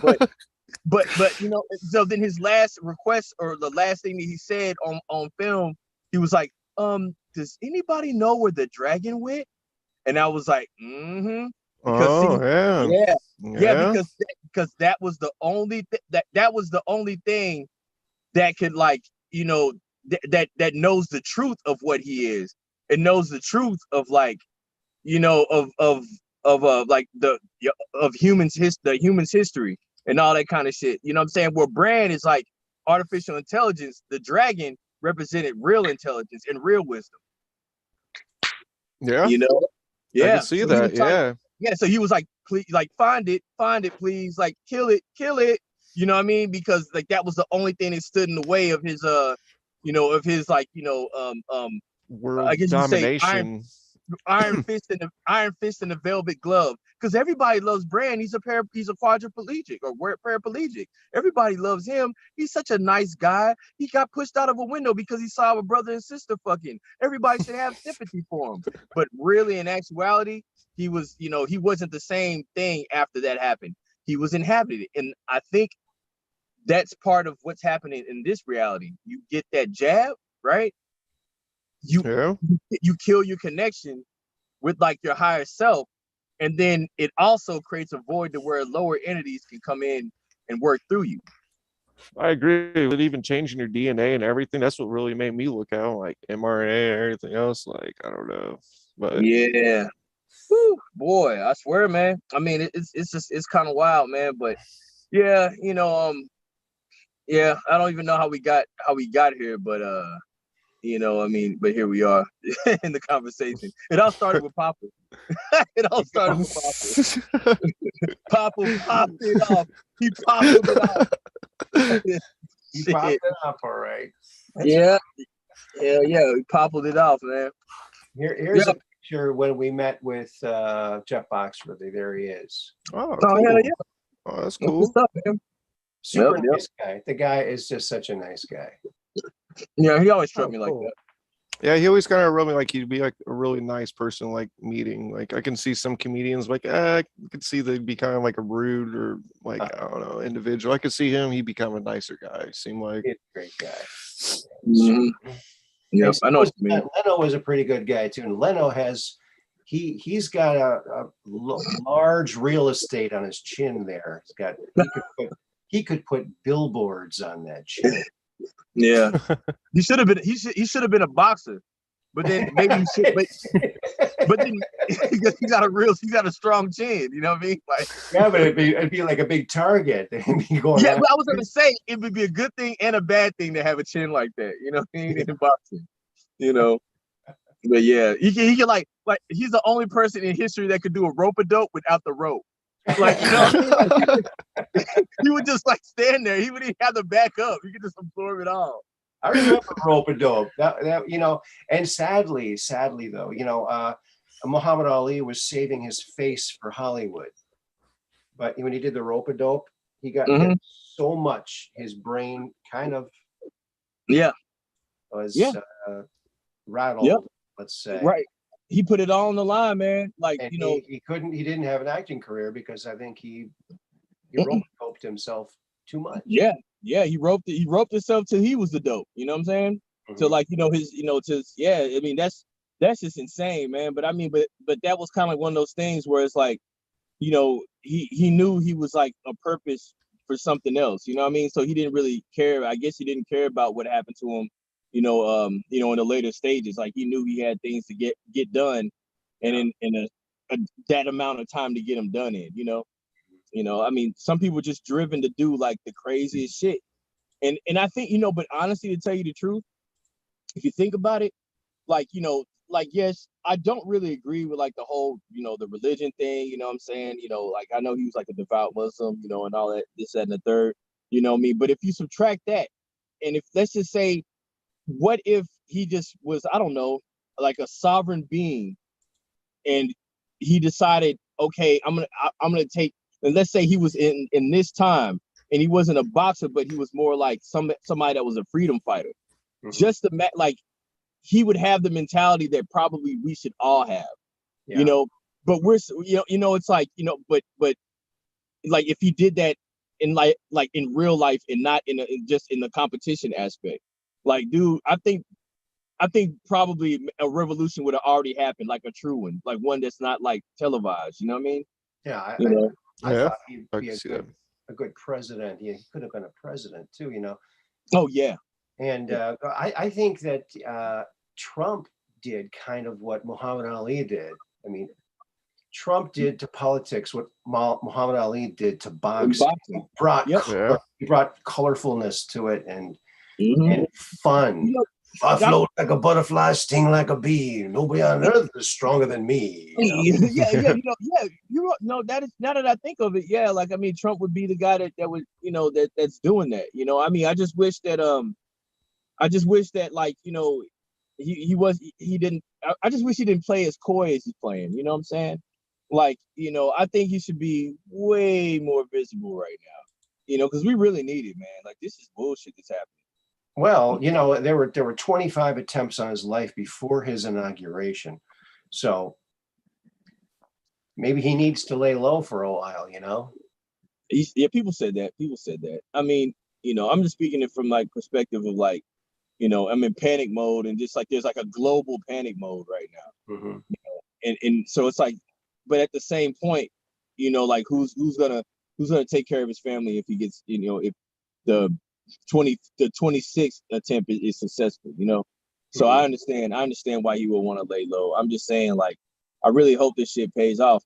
But beyond that, did you hear this shit where so he was on the flight logs or some shit like that? Like Ghislaine Maxwell is naming him as somebody that was like frequenting the island. I don't believe that. I don't believe it either. Well, I'll say this: it's true that he is on that original flight log that came out, not the new ones. And of course, the fake news is putting his name all out in front. Like, oh, he was like the front man of this thing. Anons have already looked into it, and he is on one flight from, and this was 20 years ago. To Newark or something. Yeah, not on the Lolita Express. It was on another smaller jet that was owned by Epstein. Mm-hmm. He flew from Palm Beach to New York, and I think it was like a 1-hour flight. And it's also neither Epstein nor Ghislaine Maxwell was on the flight, and nor were any underage girls or anything like that. It was like him, one other person, and then I think maybe like Epstein's brother or something took this quick jaunt. They offered him, oh, you need a flight, let's go. So he jumped on and went, but it was this one little flight. He never went to the island. It was one flight 20 years ago for an hour. Correct. And pretty mundane. It was all mainland. It was a mainland flight. Mm-hmm.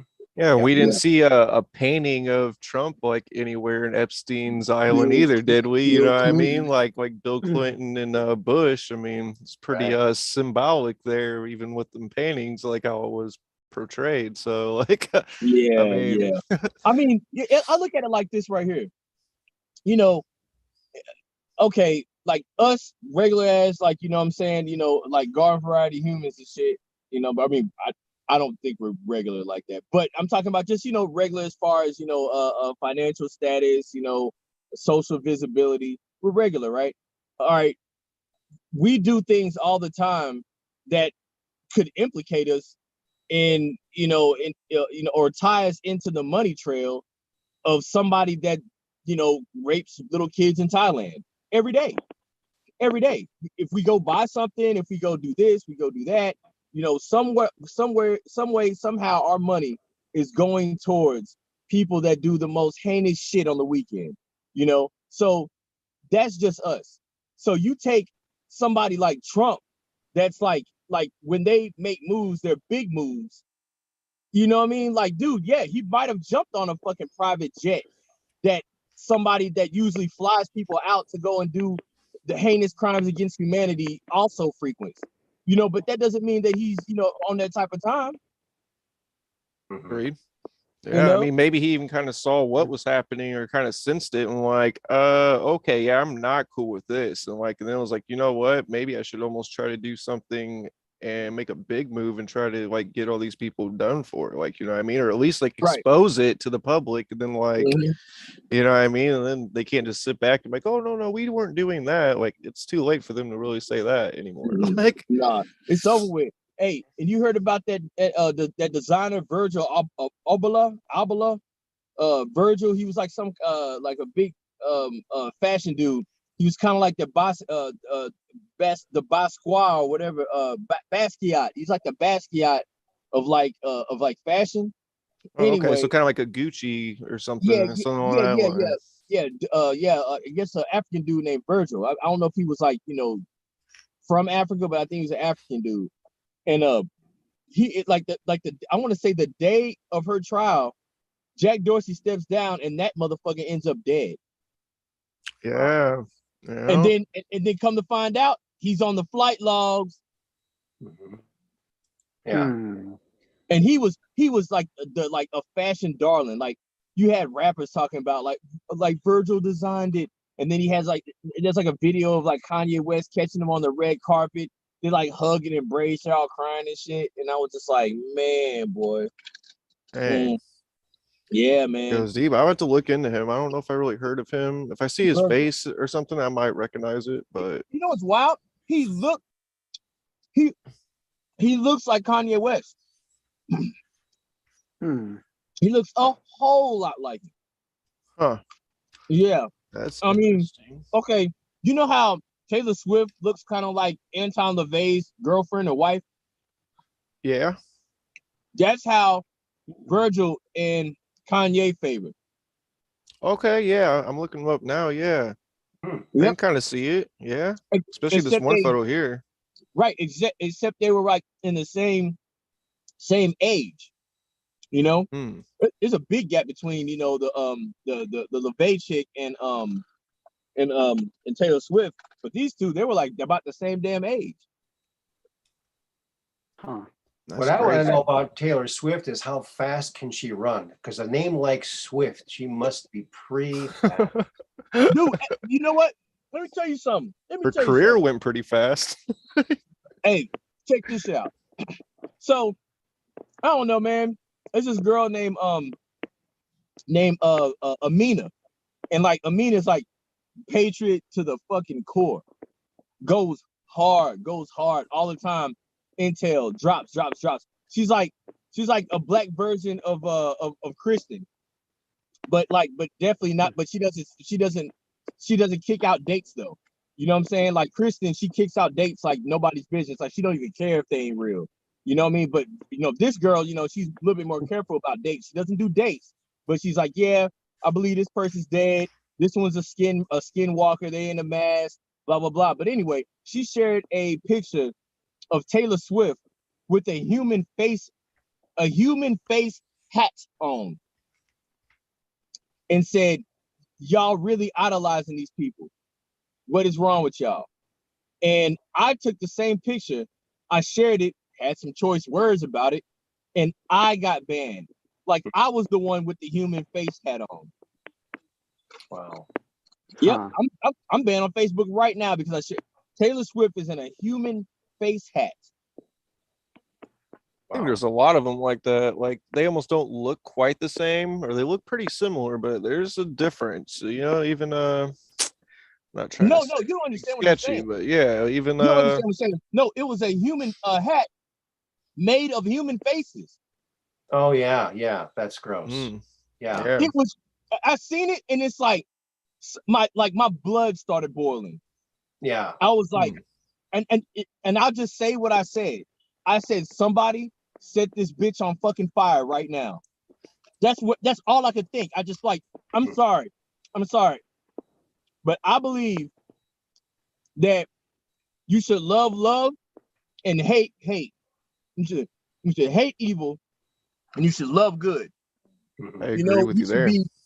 That's what I believe. True. That's what I believe, and I'm just like, because we're at a time now that like, dude, they've had millions of years to change.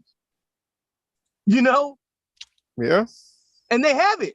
Like, how much leeway can you give these people, man, before you just say, all right, guess I got to bring the axe down, guillotine time. Yeah. Anyway. Guillotine. Did you hear about that? Those three guys, they were sentenced to the guillotine.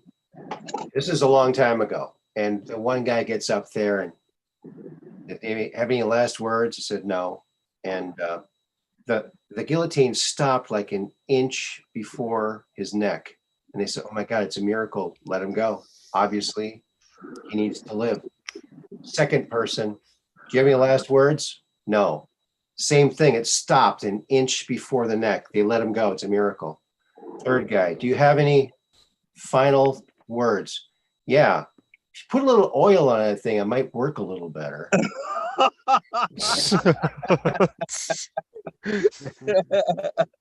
Oh shit! That was pretty good. He wasn't too good. Yeah. That's Kind of lost his head over it too. It's too bad. He'll never be the head of a corporation at this point. No. Yeah, he got ahead of himself, man, with that one, man. Always keep ahead. Yeah. Yeah. Oh shit, man. Yep. Yeah, man. That's a pretty dramatic thing. Yeah, but like I said, I don't know, man. These people, it's just crazy. And then it's like, they want to punish us for like, you know, stating the obvious, you know. It's just like, I don't know. Like, I mean, dude, you're sitting up there with a human face hat on, like, and you want to get mad at me because and I guess what did they do? They deemed it harmful and abusive.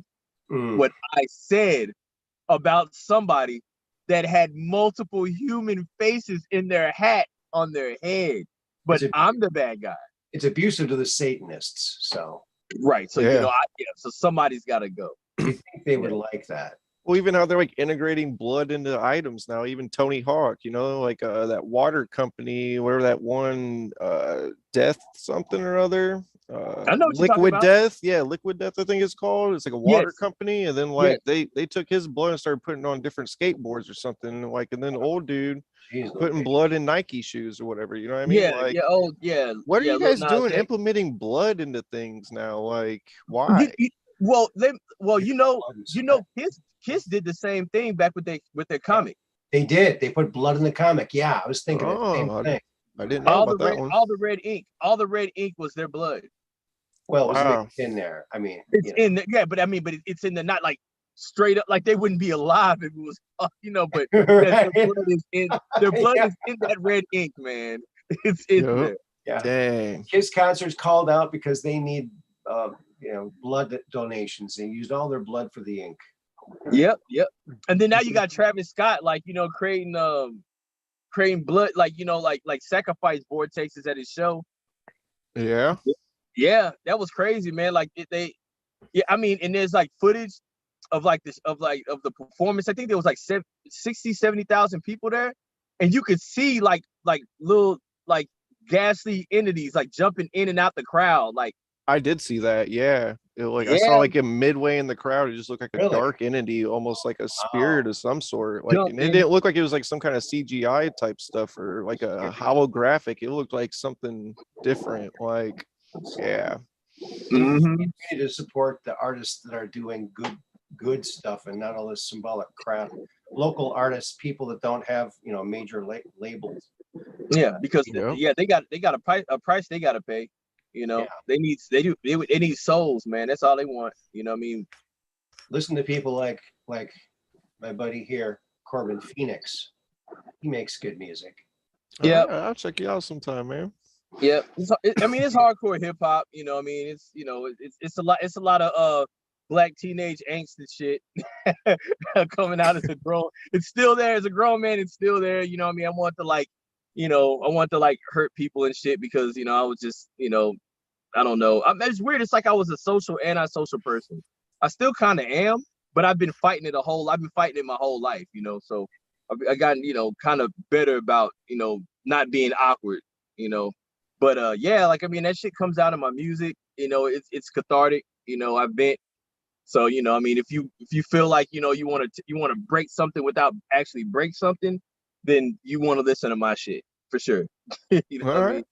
Yeah, so yeah, I'll check it out. Yeah, I'm like Fred Durst that can rap. There we go. I used to like Limp Bizkit. Yeah. Mm-hmm. But, you know, honestly, I don't think dude got enough credit, man. I think he was actually a good artist, man. You know. The only rap I do is I do Christmas rapping. That's shit. Oh, there you go. or leftovers, saran wrap. You know what I mean? I like when Ray Charles was asked, "What do you think about rap?" He said, "I've been rapping since the '50s." Yeah. I mean, Charles said. Yeah, it's all there. Like that, like the spirit and, like, you know, the inspiration and all that is very evident in, like, you know, in like all rap forms and shit, you know. So I mean, they even had like they talked to a rapper named Rakim, like, you know, he kind of like revolutionized stuff back in like the mid '80s. And they asked him, they said, "Man, how did you do that flow to such and such song?"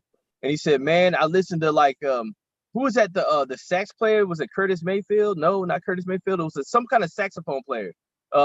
Anyway, there was a blues or some kind of like virtuoso saxophone player, and he basically listened to the pattern of how he played the sax, and then like patterned his words and syllables the same way." Wow.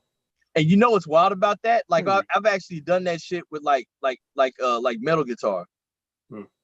Yeah, okay. like I've actually done it, but I was like, oh yeah, nobody's done this, and I'm like, oh god dang, this dude already done this shit already back in like the 80s. Fuck.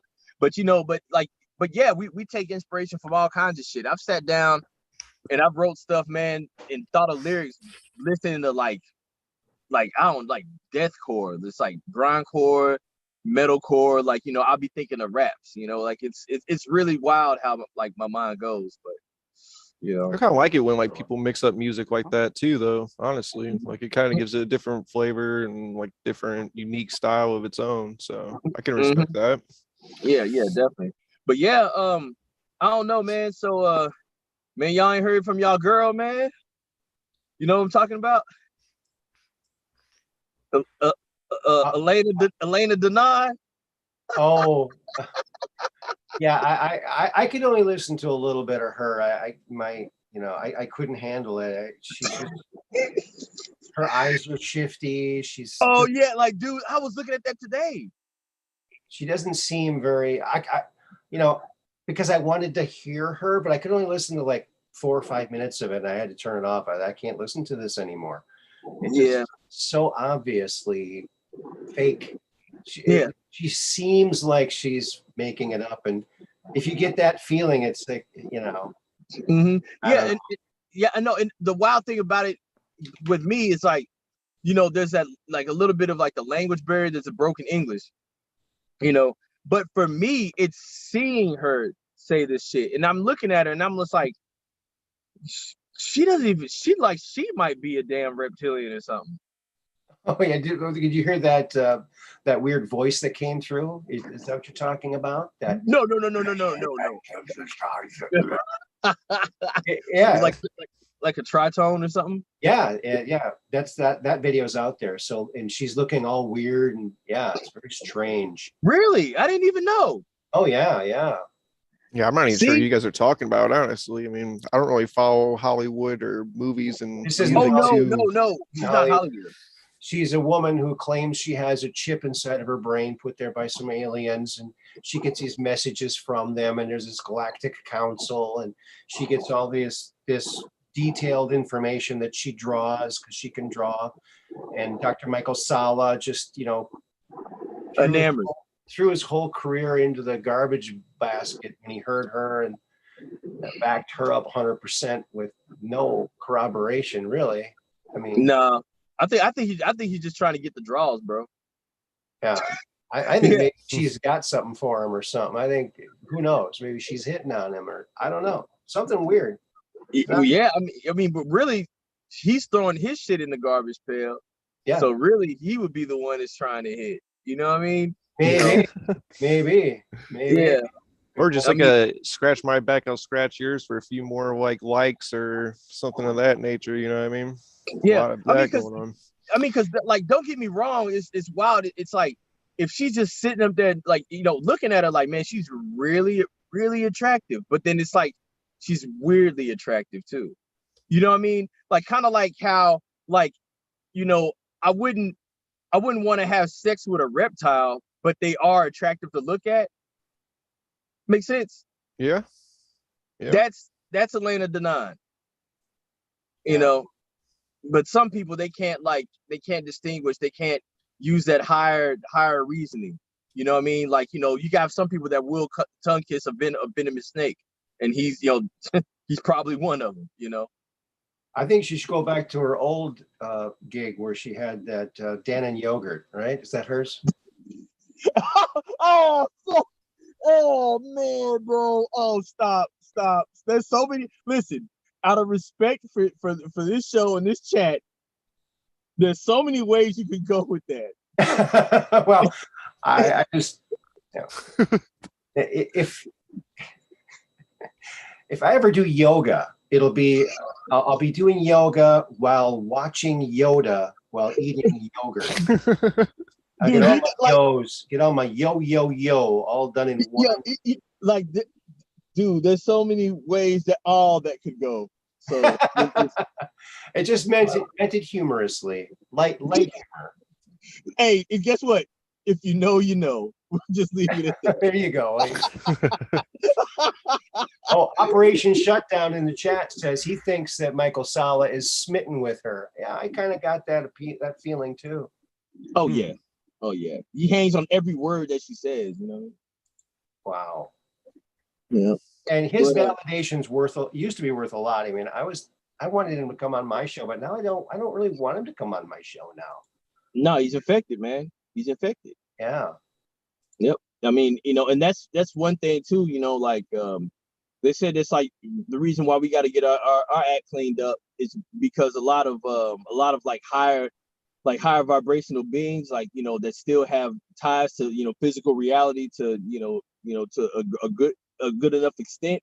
They don't want to have direct contact or even indirect contact or even be in the same room with us because we've been infected by troublesome frequencies, and then and being as sensitive as they are, the frequencies that we emit, like, and I guess you could say like our vibrational frequencies can affect theirs in a way that'll make them kind of turn, because it's kind of like God dang, man. You ever heard of the movie called The Signal? Yeah, I've seen that one actually. I don't really watch too many either, but I did happen to see that one. Yep. Yeah. Sometimes all it takes is a signal, and then, like, and you're corrupted. So, so wow. So that's I can definitely dig that. I mean, even like out in public, I've even noticed something, or like, okay, for instance, I was at this one bar one time. I was about to grab a drink, and I could just like notice almost just like a dark, almost energy, just like staring at me. And I like looked over, and this dude was just staring at me all crazy and stuff. And I just like kind of smiled and waved at him, and it like made him more mad. He just kind of walked away. But just like that, just like a opposite effect. I'm not saying I'm like super good, you know what I mean, or nothing, but like I really don't dwell on dark things and stuff of that nature. Right. Like right. Same here. Like, I'm living in some kind of like overall higher purpose. Right. So, like, even though like I'm not like, a saint or nothing like that, what I mean, I'm on the right side of history, you know what I mean? Yep. I'm with you. Yeah. So yeah, man. I mean, but like I think you shouldn't. Yeah, we shouldn't dabble with them cats, man. But yeah, like, my whole thing is if she's running around doing all this, and my whole thing is like, if she's got an implant, how come she just don't get it took out, or not even took out, like show us some footage, like show us an X-ray, something. Well, she claims it can't be X-ray. It won't show up on X-ray. How convenient.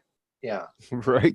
I've got land in Florida that Brooklyn Bridge. I can sell you the Brooklyn Bridge too. Right. Yeah.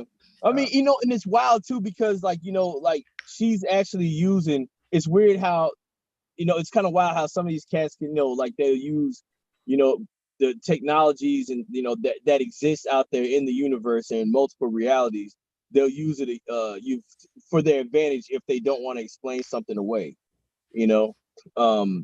like, for instance, like there are components to like shit that, would seem like it's a slab of rock, but it actually, on multiple realities, there's other components that, like, in higher dimensions that are like attached to that slab, or that smooth piece of stone that has a weird, vibration frequency to it, and I guess that's how she's explaining in a way that you can't see it in, in this vibration. But my whole thing is like, how, like you said, how convenient. Yeah. Everybody else, like, I mean, dude, straight up, like, I have this spot on my wrist that'll like, that it's weird. It's like, like it'll come up as like a knot that it does, like, no matter how much I scratch it, it won't, like, it itches, but it's like a radiating itch.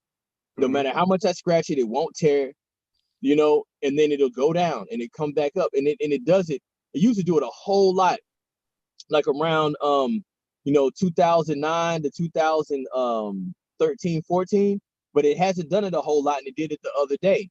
Now, like, that's something I physically can see and that other people have seen, but nobody can corroborate this shit that's going on with you. but you know. Yeah. Yeah. Yeah. Yeah. I And kind of looked up her photos. She gives me a weird vibe almost. Yeah, Like real, I don't know, Yeah, something off. like a venomous, yeah, like a snake, like almost like a reptile. Like her features, like I said, there's something reptile to it. Like it's like the symmetry is reptilian. And I think it's in the eyes, man. Like once you see them eyes, Yeah, weird yeah. eyes. That's Weird what I'm looking like. Yeah, it's got that crazy eyes look like. yeah, yeah, yeah.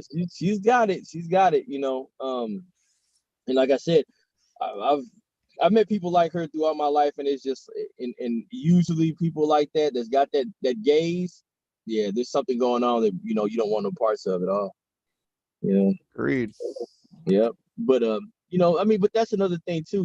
People that are on that kind of you know universal mission to like do destructive things, like they usually have that look. They look attractive in like a very like predatory way, and that helps them get to where they need to get, because usually there are certain prey out there that are attracted to that look. You know what I'm saying? You Yep. know, and that's why they look that way. Just like there's certain frogs that they have a certain color to them, because they're supposed to attract a certain type of prey that they're supposed to keep that population in check. And Yeah. it's no different in like in the human kingdom. Well, even like I'd even say like the king cobra almost has like a hypnotic type look to it. I mean, it almost like hypnotizes its prey before it strikes and attacks. Like it's probably the same thing with these individuals. You know what I mean? Like probably same type of principality behind it. Yep. Even Jesus said, like, like be as wise as a serpent but gentle as a dove. You know what I mean? Yeah. I really believe that.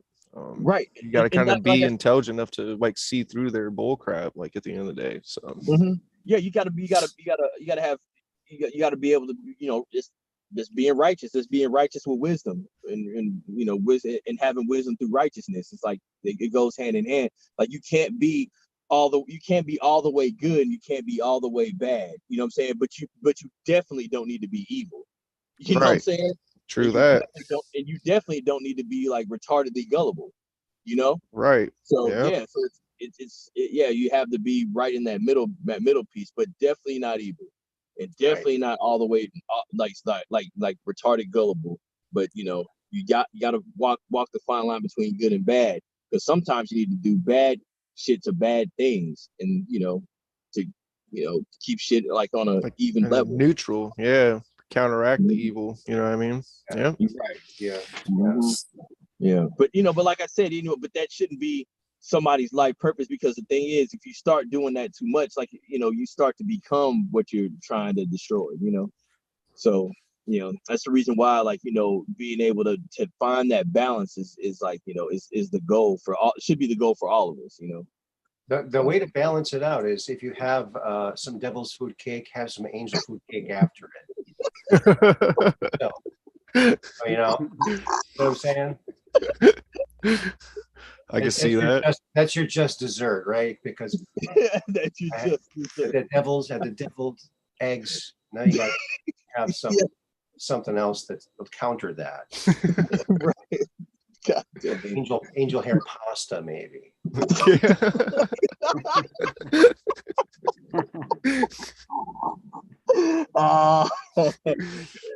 That was pretty good. And laughter is the best, fastest way to raise your vibrations. Laughter. Yes, it is. Yeah. Yeah, I always be trying to stay laughing and make other people laugh or be joyful. Yeah. Oh yeah. Life's too short. Life's too short. Everyone get a feather and make people laugh. Yeah. Birds of a feather. Yeah. I don't know if I'm going out here tickling feet or nothing, but yeah, I don't know about all that shit. yeah. I'll go so far, but man, I'm not going to tickle you now. Yeah, like I'll tickle my son, but you know what I'm saying, my daughter, like yeah, right. Yeah. But yeah. Try Man. tickling yourself. Tickling yourself doesn't quite work. Yeah. Well, actually, it can. Yeah. You Yeah. know, yeah, it could, you know what I'm saying? But I was gonna say, like, you know, like speaking of that shit, like my son, he's really ticklish. I can be playing with him, like tickling me, like ah. But then my daughter, she is not ticklish at all. So so it's like I'll be trying to tickle her, and then like she'd be like, "You heard me," and I was like, "Oh, I'm sorry," like because I'm thinking, how are you not ticklish? I don't understand that. And I know. my mom told me I used to do the same thing to my little sister. Like, you know, we'd be playing because I was always ticklish. So, you know, the narcissism in me is like, why wouldn't you be ticklish? I am. You know what I'm saying? Like, Right. so I would be tickling my sister and I would bruise her stomach because I was like, no, you're ticklish. I just got to get to the part in your stomach that's ticklish. Man, I Right. would bruise the shit out. Man, my sister's real like she's way lighter than I am. Well, especially back then, and you could just see the bruises on her stomach, man, like Mongolian spots and shit. Oh my. Dude, I used to be something else, man. Like my mom be like, Adrian, boy, quit tickling that damn girl. You know she ain't ticklish. I'm like, no, she's ticklish. She's gotta be ticklish. Everybody's ticklish, mom. No, she's not. She be crying. Oh, no. I'm like, oh, I'm sorry. Oh my Yeah, God. man. I was a weird kid, dude. Just like I'm a weird adult. Just like fucking crazy, just crazy. But you know, I mean well. But, you know, whatever. Wow. Yeah. But yeah. Well, friends. Hey, Dark Brain's back. Yo, what's up? You left for a Yeah, second what's and you're up? back. And I know Mud Rabbit had to go Yeah. to bed. So good night, Mud Rabbit. Night, Mud. Oh, Yeah, good night. I ended up typing in the chat, but I've been trying to kind of go back and forth. Mm-hmm. I don't know. I mean, like, I don't know, man. Where do you see things? Where do you see 2022, y'all? What's going on? 2022? Man, I haven't even processed 2020 yet. I know. Well, I mean, you know, that's kind of, ain't that like the midterm? Ain't like midterms have, you know, going on in 2022? I think that maybe instead of going to 2022, we should go backwards for a couple of years, maybe. Yeah. Go recapture Yeah. some of that funness that was there. Yeah, maybe even like October 2019 sounds about good. Like, Yeah. yeah. Mm-hmm. That sounds nice. But I don't know. You know, I still think that I've had this theory for a while. I think because if Trump gets reinstated after 2 years and 1 day of Biden, then the remainder of the term that Trump would be filling out wouldn't count as a full term. Right. Yeah. So that he could still run. Yeah. So that's what I think is happening. I think that is happening. We're just going to get 2 years of red pilling like crazy. All the people you thought would never get red pilled are getting red pilled right and left. And then, but in the meantime, we all saw what a very effective person can do in office, and that should be the candle that is right under our butt and lighting us to go and do that same thing and run for local office and get stuff done, because you can get stuff done if you're effective like he was. And Agreed. I think that's the way forward. It's not up to him, it's up to us, because you know, it has to be right. We'll even have like elections for Congress though and all that, so Senate and House seats or whatnot could flip around 2022 also, so there might be some light at the end of the tunnel here, you know what I mean? These mandates are trying to push this and that. I mean, obviously the executive orders like haven't really been doing too much on trying to do all these different processes, so still some good, you know.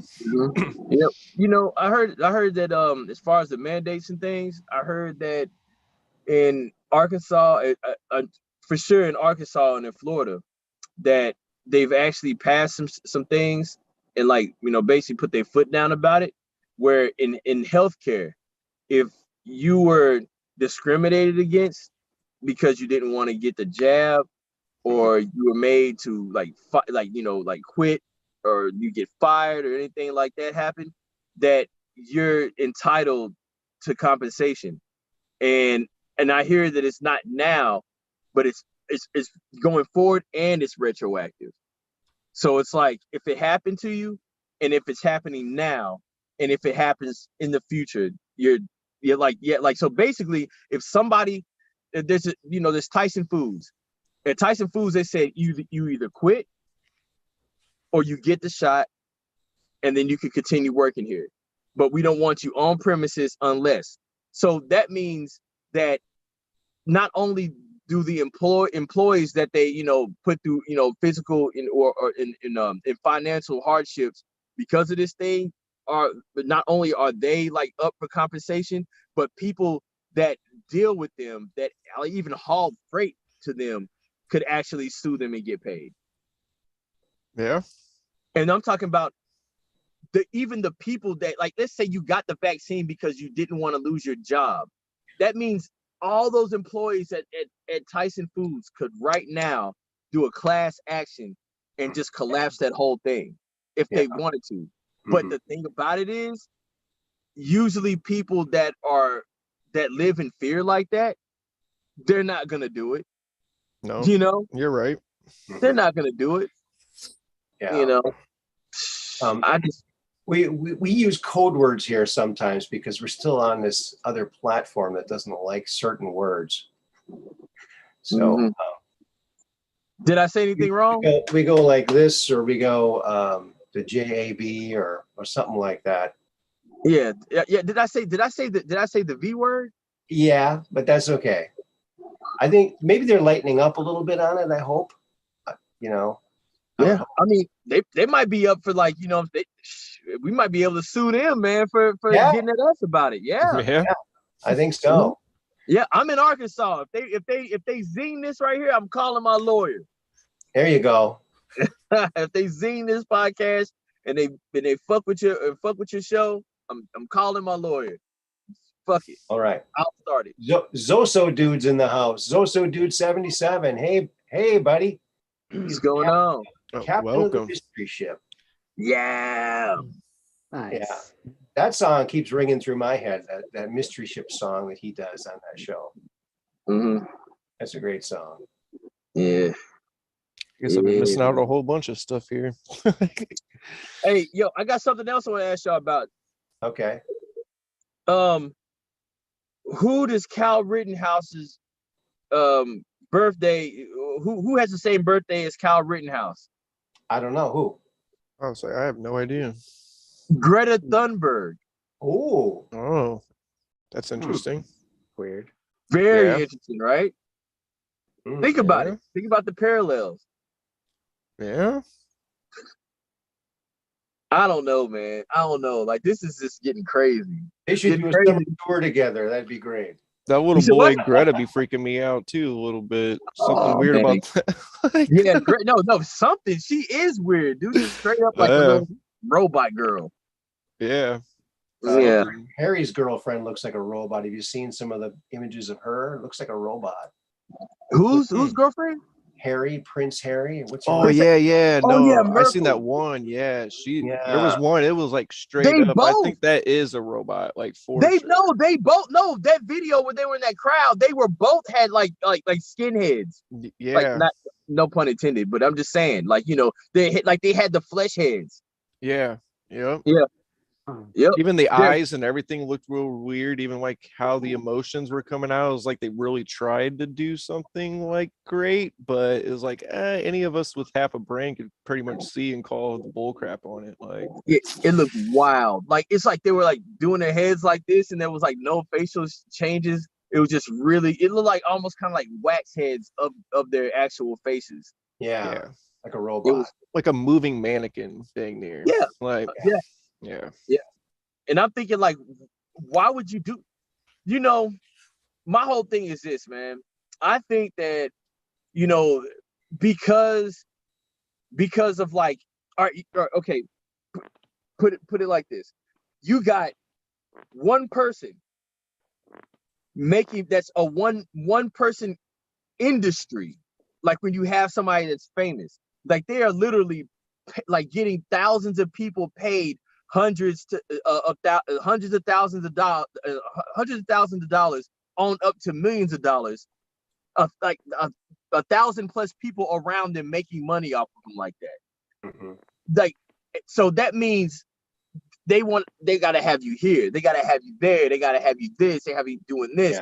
Like, that's too much in a 24-hour day. The shit that they're trying to get these people to do is just too much for an actual person to be able to handle it.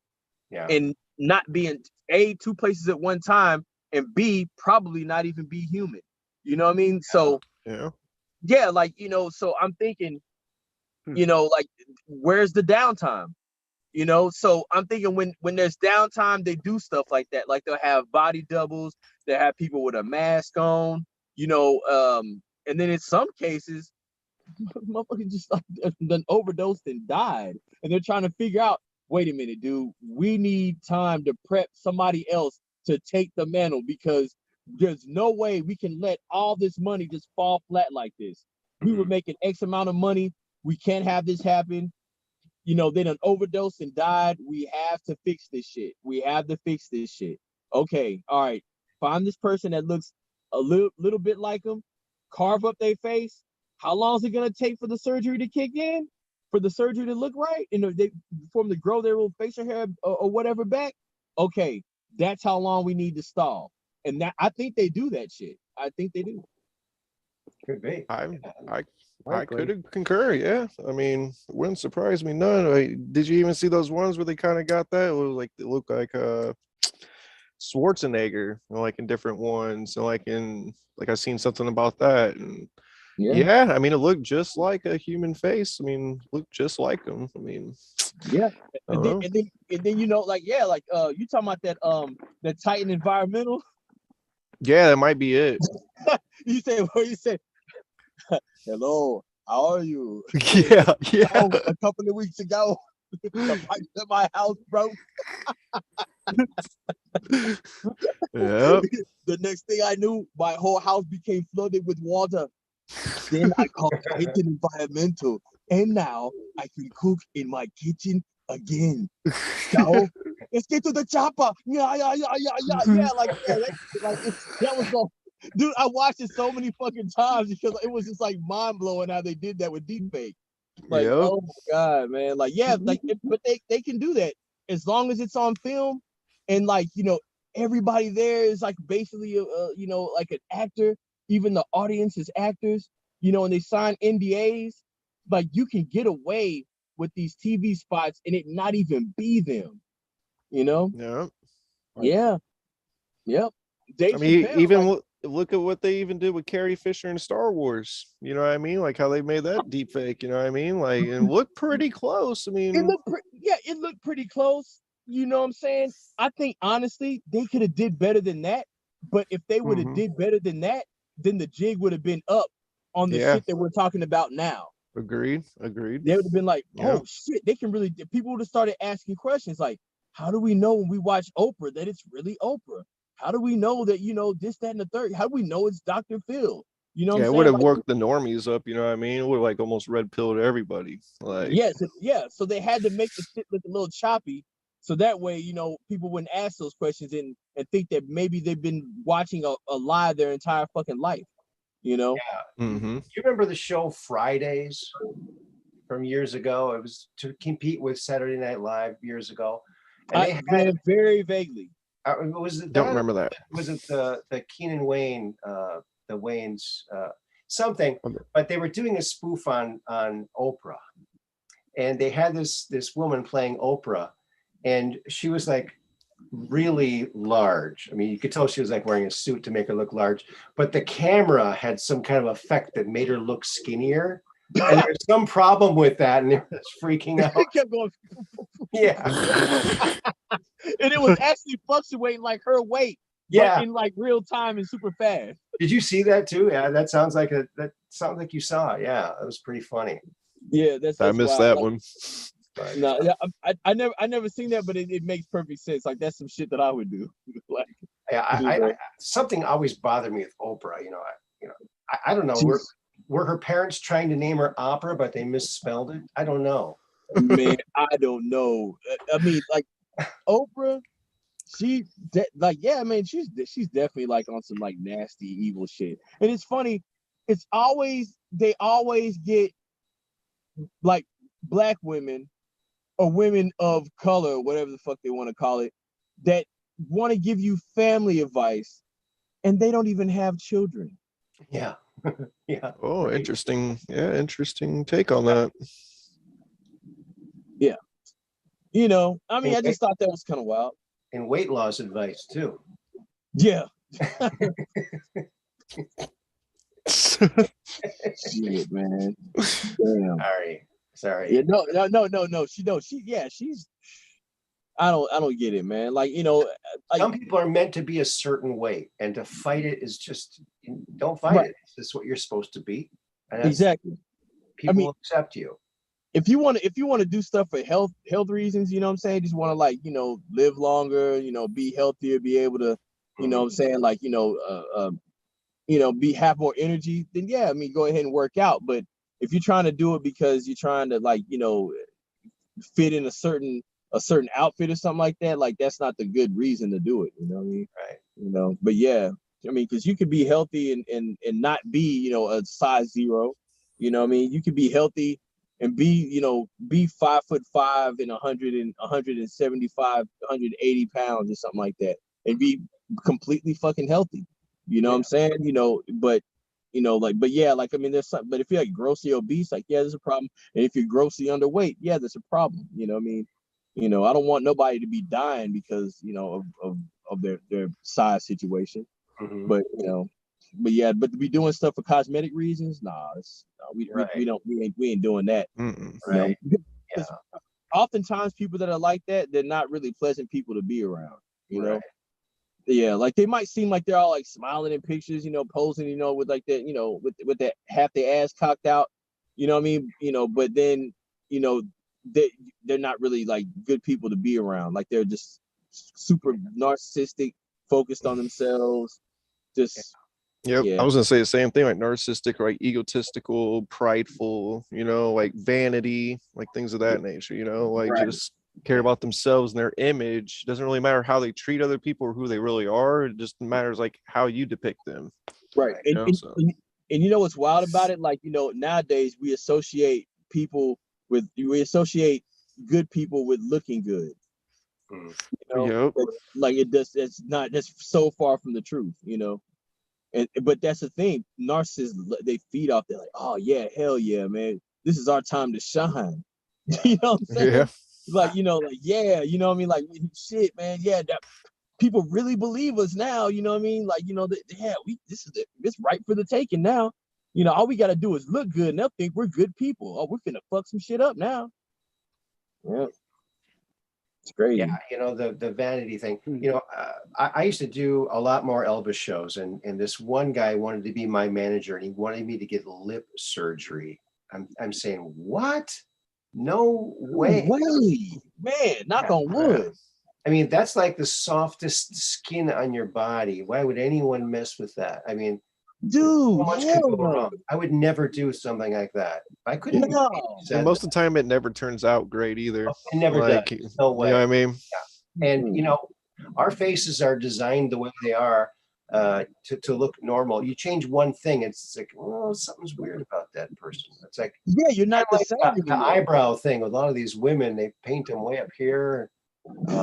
Oh yeah, that stuff's silly. I actually found the eyebrow queen. You want to see the eyebrow queen?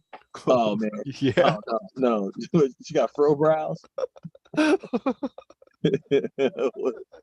Oh shit, here we go. She's the eyebrow queen. Yeah, here she is. Okay, hold on a second. It's going to take a second to get her up here.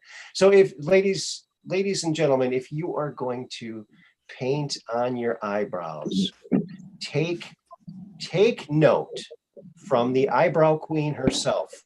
If you're going to do it right. Do it like the eyebrow queen does it. Okay. T-money. This, just like this. Oh, Now that is Now, sometimes you have to go. They have to get a little taller so they're even, and you gotta keep going up till they're even. That she's the eyebrow queen. Now those are some natural. Those are natural looking. Those are natural looking eyebrows. It looks like one of the like silly characters I'd make on one of my games where you can like create characters and just like enlarge some stuff and everything else. Dude, you know what? Think she's the eyebrow queen? Don't you think she deserves that? Dude, the eyebrow goddess. But beyond that, think about it though. This is the first time that I think somebody's eyebrow should connect. Yeah. This is the only time in human history that a motherfucker's eyebrow should connect, bro. Hey, looks like Moses is out here splitting eyebrows and stuff. Right. It's like it got split. Yeah, like they should connect, like they should come together. It's like they long for each other, bro. They're right there. Like they're face to face. They need to get the unity. She could draw like some X's, like a corset lacing. Yeah, like lace them together. Man, And that's the eyebrow queen. I love that picture. I think that's just, you know, wow. I mean, that's like something from Star Trek or something. What the heck is going on here? Everyone needs to be happy about the way they look, because every time you try to embellish it, something like this happens, and you wouldn't want making fun of your eyebrows on TV. Yeah. So I apologize. She's like an eyebrow size queen. It's like she couldn't stop. She just had to make them bigger and blacker. It's like it's pretty cool eyelashes too. Look at her eyelashes. Those are probably fake too. You think? Dude, yeah. I can't even tell. Her eyebrows are so big. Yeah, like I couldn't tell like what her eyelashes in proportion should look like. You know what I mean? Right. Her eyelashes, like it can't. Dang. Well, you know how football players will put that dark stuff under their eyes to get the glare out. Maybe she's just in a very glary area. She's trying to keep. That's like absorbing the glare. Like that would absorb the glare. Yeah. Like I'm surprised that they even had a flash or like had lighting in that room. Like that should have just like consumed everything. You know, her eyebrows kind of remind me of Groucho Marx. You know, he had that mustache, right? Yeah. Groucho Max. Like, just cut the R out, bro. Like Groucho Max. Damn. Oh shit. That's the eyebrow queen. I had to show her. Man. She's awesome. Overlord. You gotta be brave to go out like that. Just think how brave she is. I think it's so she can dominate in the corporate boardroom there. I think that's what that's about. She's gotta put all those men to shame. They're all cowering in the corner, like, no, her eyebrows are too much. She's browbeating them. You can't tell. She's browbeating them. You can't tell when she's surprised. Yeah. Damn. She's always surprised. Yeah, I'm definitely surprised. It looks like her eyebrows got a body extension. Like that her eyebrow extension just grew a body off the fucking eyebrow. Maybe she applied them with the new brow bot. Something AI brow bot that paints them on for you. But I think that the natural place for your eyebrows are probably the way that your eyebrows are supposed to be. You know? Yeah. Dang, man. Well, I almost thought Chuck Norris came back and started releasing the brow flex. I'm talking Chuck Bohr. It's like the Russian version. Like non-stoppable. Brow flex.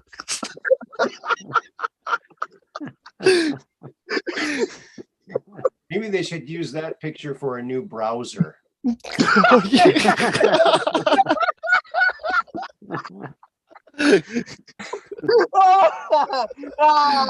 King Browser. King browser. like Forget DuckDuckGo. Go to Queen browser. Yeah. She winks at you. She winks at you when you use it. Yeah. Mario ain't even trying to save that one. Dude, the browser. Dude, man, you tripping, man. Man, Aaron tweaking, bro. You did the browser. Oh shit, bro. Oh, we're having fun. We're having fun.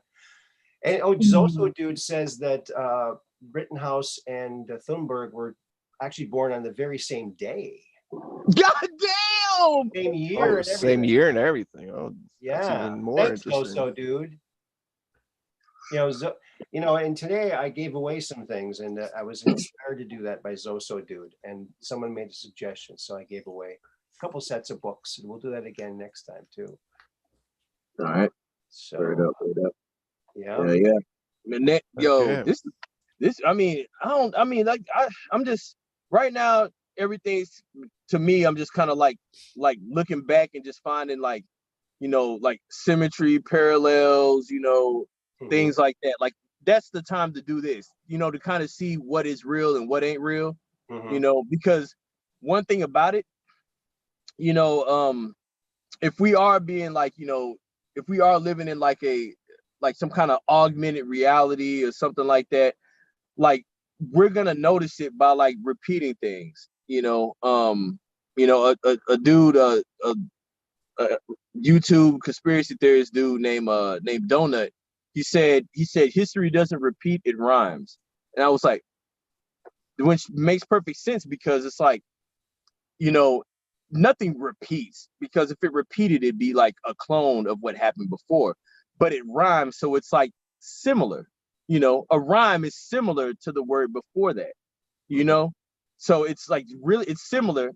It carries it along, but it's not the same thing, but it's, they go together, and that's kind of what's happening, like the Kyle Rittenhouse thing, and Greta Thunberg, like I said, if it works off numbers, things are going to repeat, because that's the only thing that a computer or something that's not human knows how to do. All it knows how to do is repeat patterns that it sees in nature to get from point A to point B. It imitates reality, and the thing is, it can't really create anything new.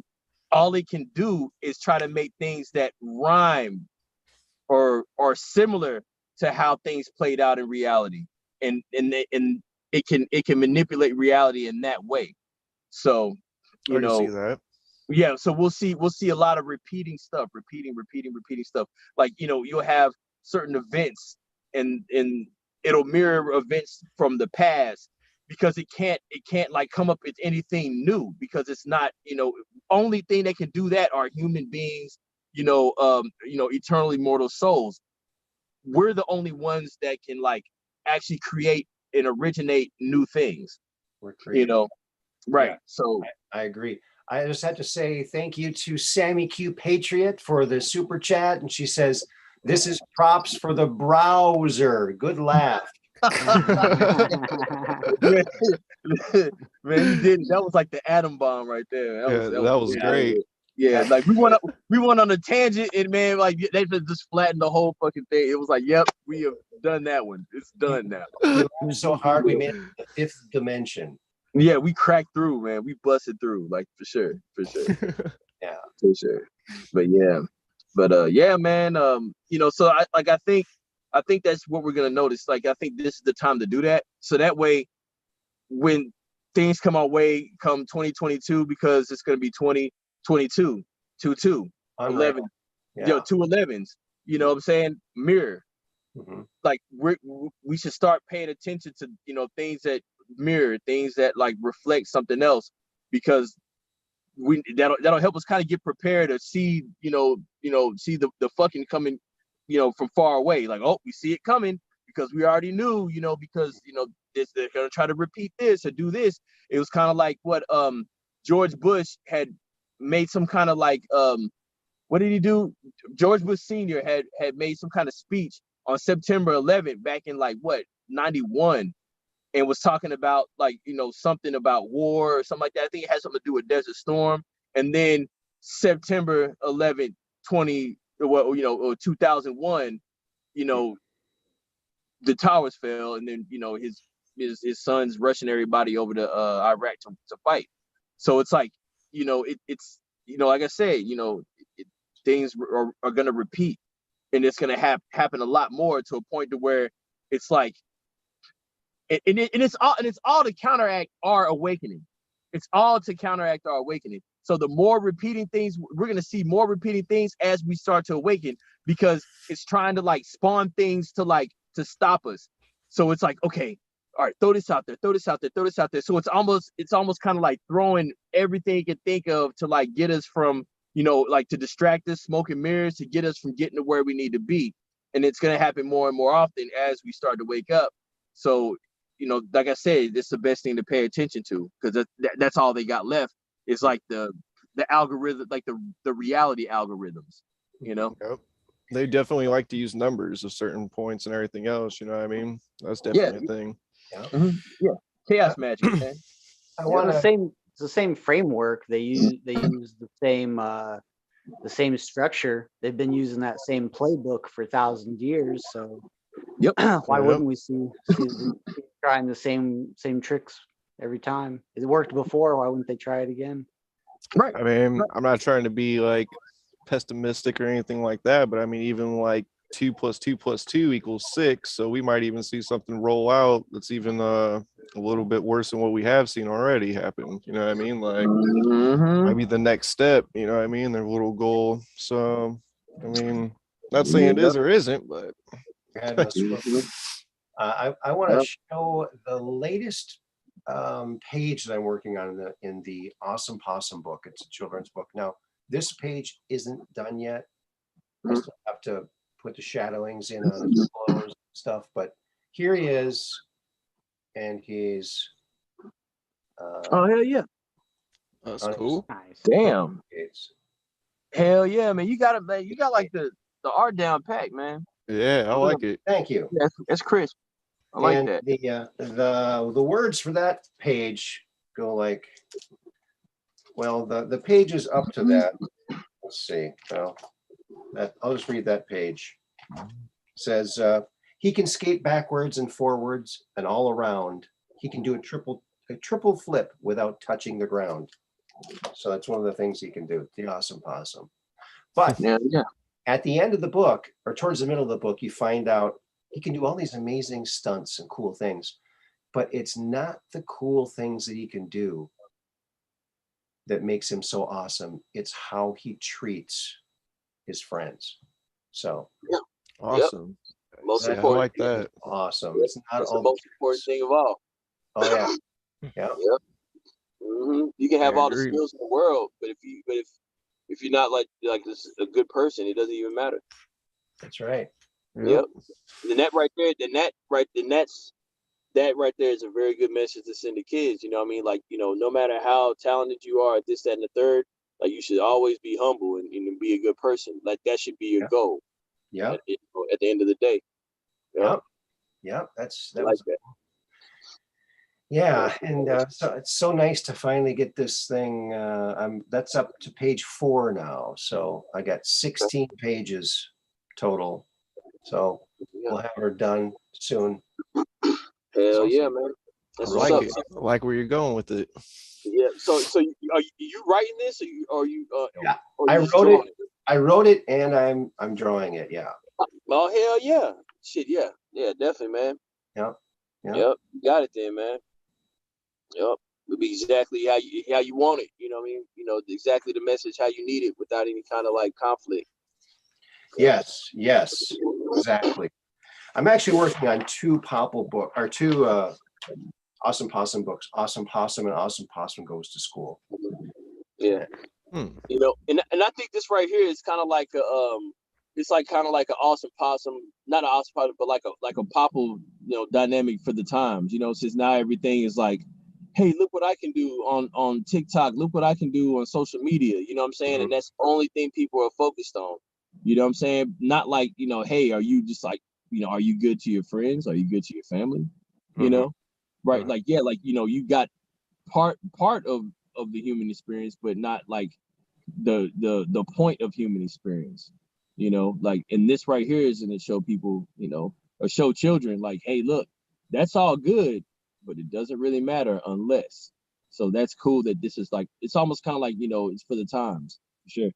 Yeah, it kind of almost gives me like a Mr. Rogers type vibe in a sense, you know what I mean? We almost need that type of back, you know, instead of it just Yeah. being like Nickelodeon or something like that, cartoons like more wholesome, like, hey, this is how you should treat your friends, this is how you should treat these people, or Right. showing care and concern and things of that nature. Right. Yep. That's really cool. And then, by the way, as far as man, they really got Tom Hanks to play Mr. Rogers, bro. Oh man. That sucks. Yeah. No, my kids won't be watching that then. Nope. Watch No. the original. Watch the original. That's better anyway. Oh yeah. Even Daniel Tiger I'm okay with, you know what I mean, since I was kind of on the same page, but not Tom Hanks. Nah, that's not happening. Yeah, that's wild. I Daniel can't Tiger's believe good. that, man. Daniel That's like a Tiger. slap in the face. Yeah, it is. It is. That's I can't. But that was the thing. You know why they did that? Is because like they seen what was happening. They knew the news would come out, so they were like, okay, we got to make this guy like, you know, like, man, I got to get my public image. I got to go out on a good note if this is it. You know what I'm saying? I gotta say is he better not be in my neighborhood, you know. Right. Exactly. For real. Put that somebody under the neighborhood. For real. But yeah, like, you know, but that's kind of why they do that kind of shit, because like, you know, basically it's to hide like, you know, they're evil, you know. Mm-hmm. Yeah. Okay, so I got a couple pictures up here from the second book I'm working on. We're doing both of them at the same time. Okay. And so the other book is Awesome Possum Goes to School. So it's like, if your kid's going to school for the first time, you might want to get this book for them when I get it done. So so this one. Hell yeah. So the words to this one are, let's see. He eats his breakfast, he drinks his juice. He wonders if his teacher is going to be Miss Moose. That's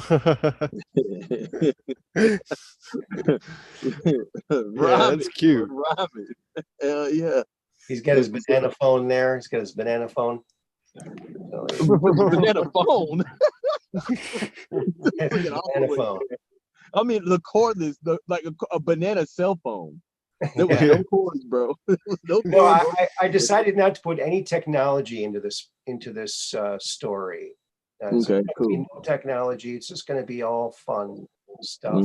And so this is where he's in school. Now, this is jumping around in the book a lot, but this is another page that I got for that book where he's in class. And the words for that one, it says, time to do art, says the teacher to the class. Finger painting is fun. This school is a blast. Yeah. Yo, okay, so I'm like peeping the Possum Kid, and like Awesome Possum, he's got his tail on the paper. And I almost thought he was writing with his tail for a second. He's gonna be. It's not done yet. I gotta put some paint on his tail too. So he's gonna okay, cool. Oh, yeah, all right. In fact, when he's getting dressed, his tail is helping him to get dressed, and also the tail is also combing his hair. So he does a lot of things with his tail. Okay. Awesome. That's what's up. Yeah, it's dope. I like that. Yeah, I like it. yeah, that's pretty cool. Gary Goose, his friend Gary Goose, right there. Yeah. Okay. So there you go. Yeah, man. Shit, you getting right along, man. This shit is definitely way cooler than the shit that I used to watch or read when I was a little kid. So way cooler, man. Well, Yeah. thank I you. agree. I'm working hard on that, trying to make something good, for the kids. Oh man, you like ain't trying, succeeding, bro. Yeah. Thank you very much. I can always appreciate something wholesome in this messed up dark world. Yeah, man, I swear. Need it, man. Need it. Yeah, definitely, man. Well, friends, we're getting almost close to 12:30 here in the Midwest, and maybe we should put a cap on it. I want to thank everybody who super chatted. Gloria Paddock, Free Range Brain, Dark Brain, and Sammy Q Patriot. Thank you so much. Thank I you think all. I got all of My them. pleasure. I've Yeah. mentioned all of them. So thank you so much. And we're going to get these books sent out. Remember now, back by popular demand, make sure you email me at hotgamesandpuzzlesllc@gmail.com. Yeah, I did end up sending it to you in the process good. of everything. Good. So And I'll send those books out to you. And appreciate it. Thank you very much. you're very welcome. So both sets Very of books cool, will be yeah. sent out to our winners. And I want to thank everyone for coming along, including Zoso Dude, the famous Zoso Dude, who, Yep. if you're curious about him, look at I interviewed him a couple shows ago, so look back on that. Okay. All right. And we broadcast Mondays, Wednesdays, and Fridays here, so we'll see you all again real soon. Okay. And thank you to the mods. You guys are great. And everyone who watches and shares, keep your cameras and phones to the sky so you can take a picture of that UFO, so you can come on to the UFO show on Truth Quest and talk about it. Until then, peace Peace. in. Take care. Have a good one. All right, you too, man. Nice meeting y'all. Yeah, nice meeting you guys. Yeah, yeah.